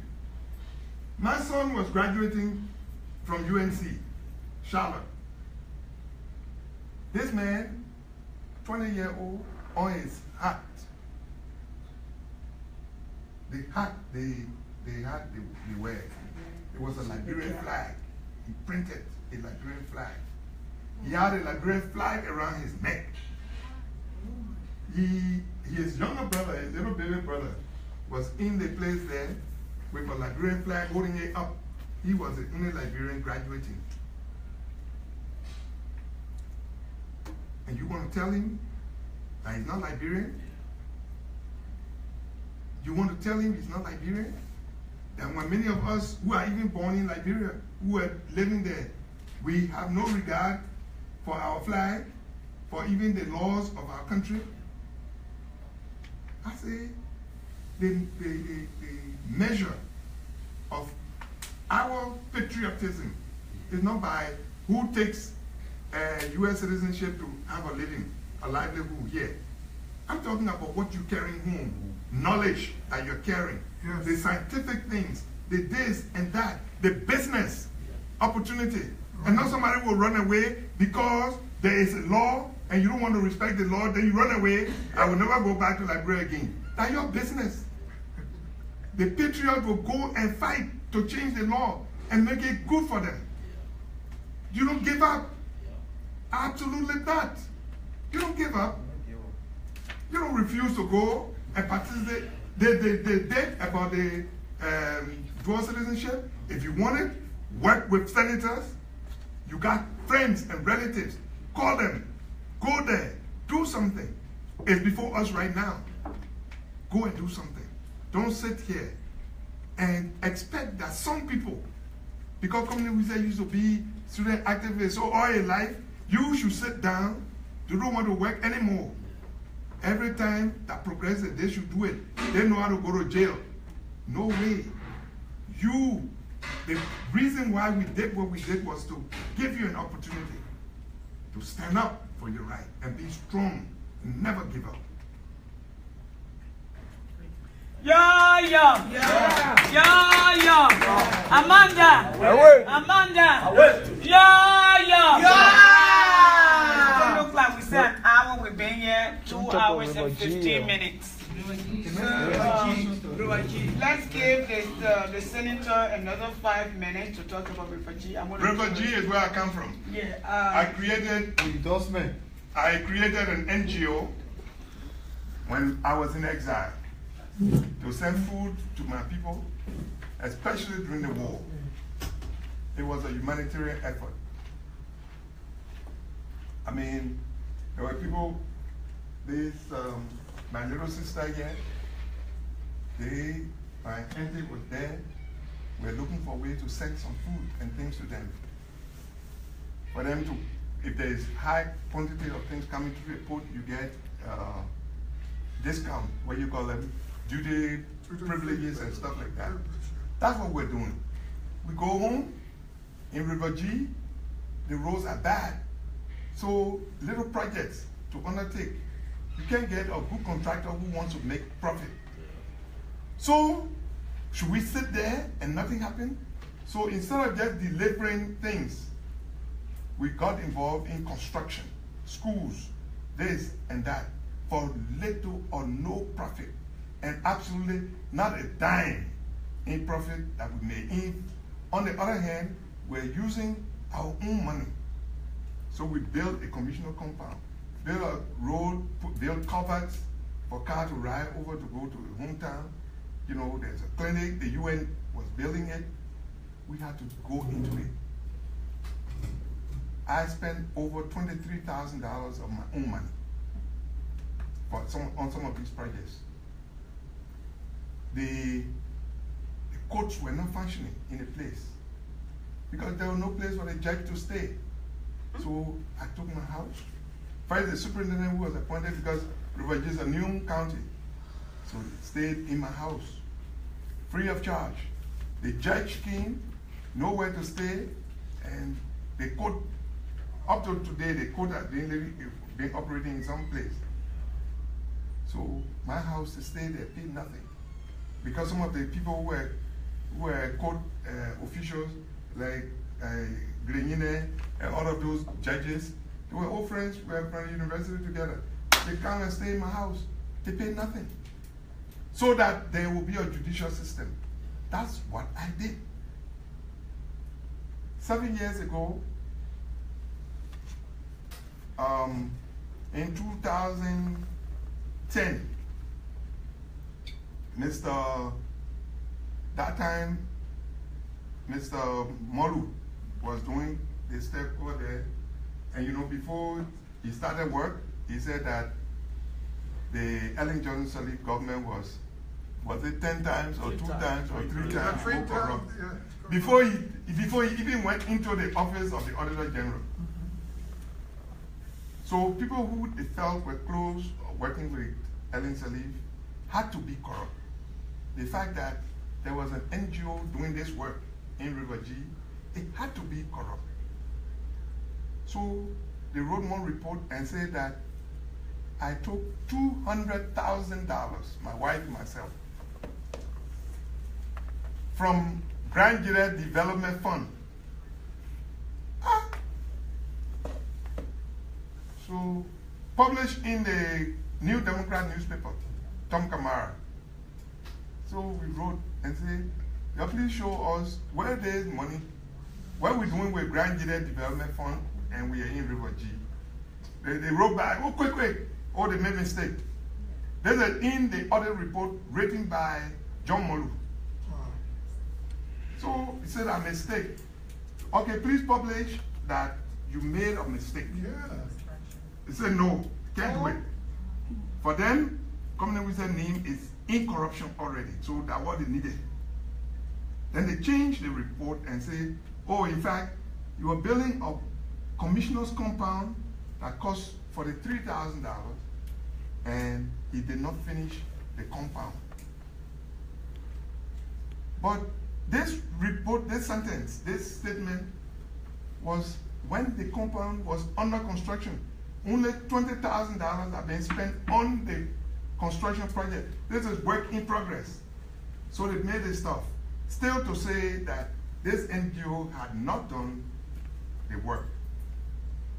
But shortly after, with my own money added to, because in my home district, in my home, and people knew that we were doing this stuff. They didn't care if it did not happen. So I put in my own money and got the work completed. The building is there. For the last 7 years, that's what the government been using, that building. This year, after some people went into the election, I won the election, and the Borchers, the football players, and here a friend of them said that I didn't win the election. They took the matter up to the Supreme Court. And the Supreme Court rendered judgment. And not only did they, first of all, they said that there was no case against me. The lawyers that took up this case, knowing that this was a bunch of lies and nonsense that had no legal basis, they fined them, they threatened them with expulsion from the court, from the bar. Under our law, it's allowed, and it's also allowed here, if you know that. So, when that defeat happened to Borchers and his people and they had to pay, I wanted to take them to court for all the expense on that case. But people say, "But look at the Borchers, what money he got? He don't got food to eat.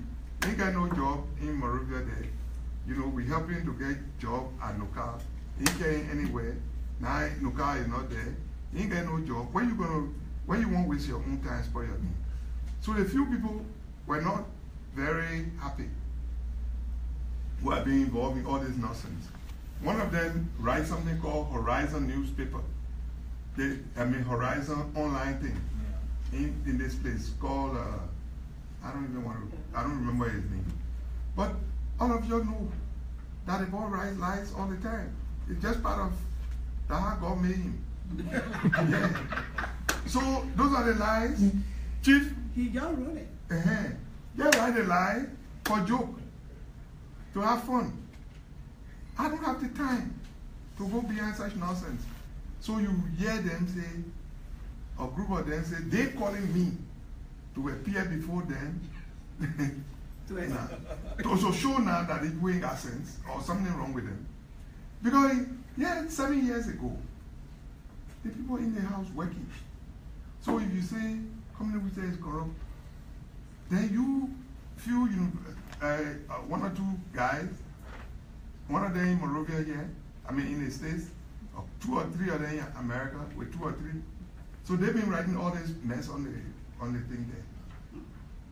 But if they had sense and they knew that there was something, wouldn't they go to the Anti-Corruption Commission, or wouldn't they go to wherever else? But they say no, they must constitute a court that I must appear before.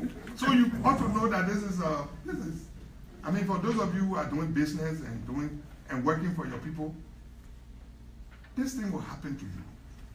Only people who don't have work to do.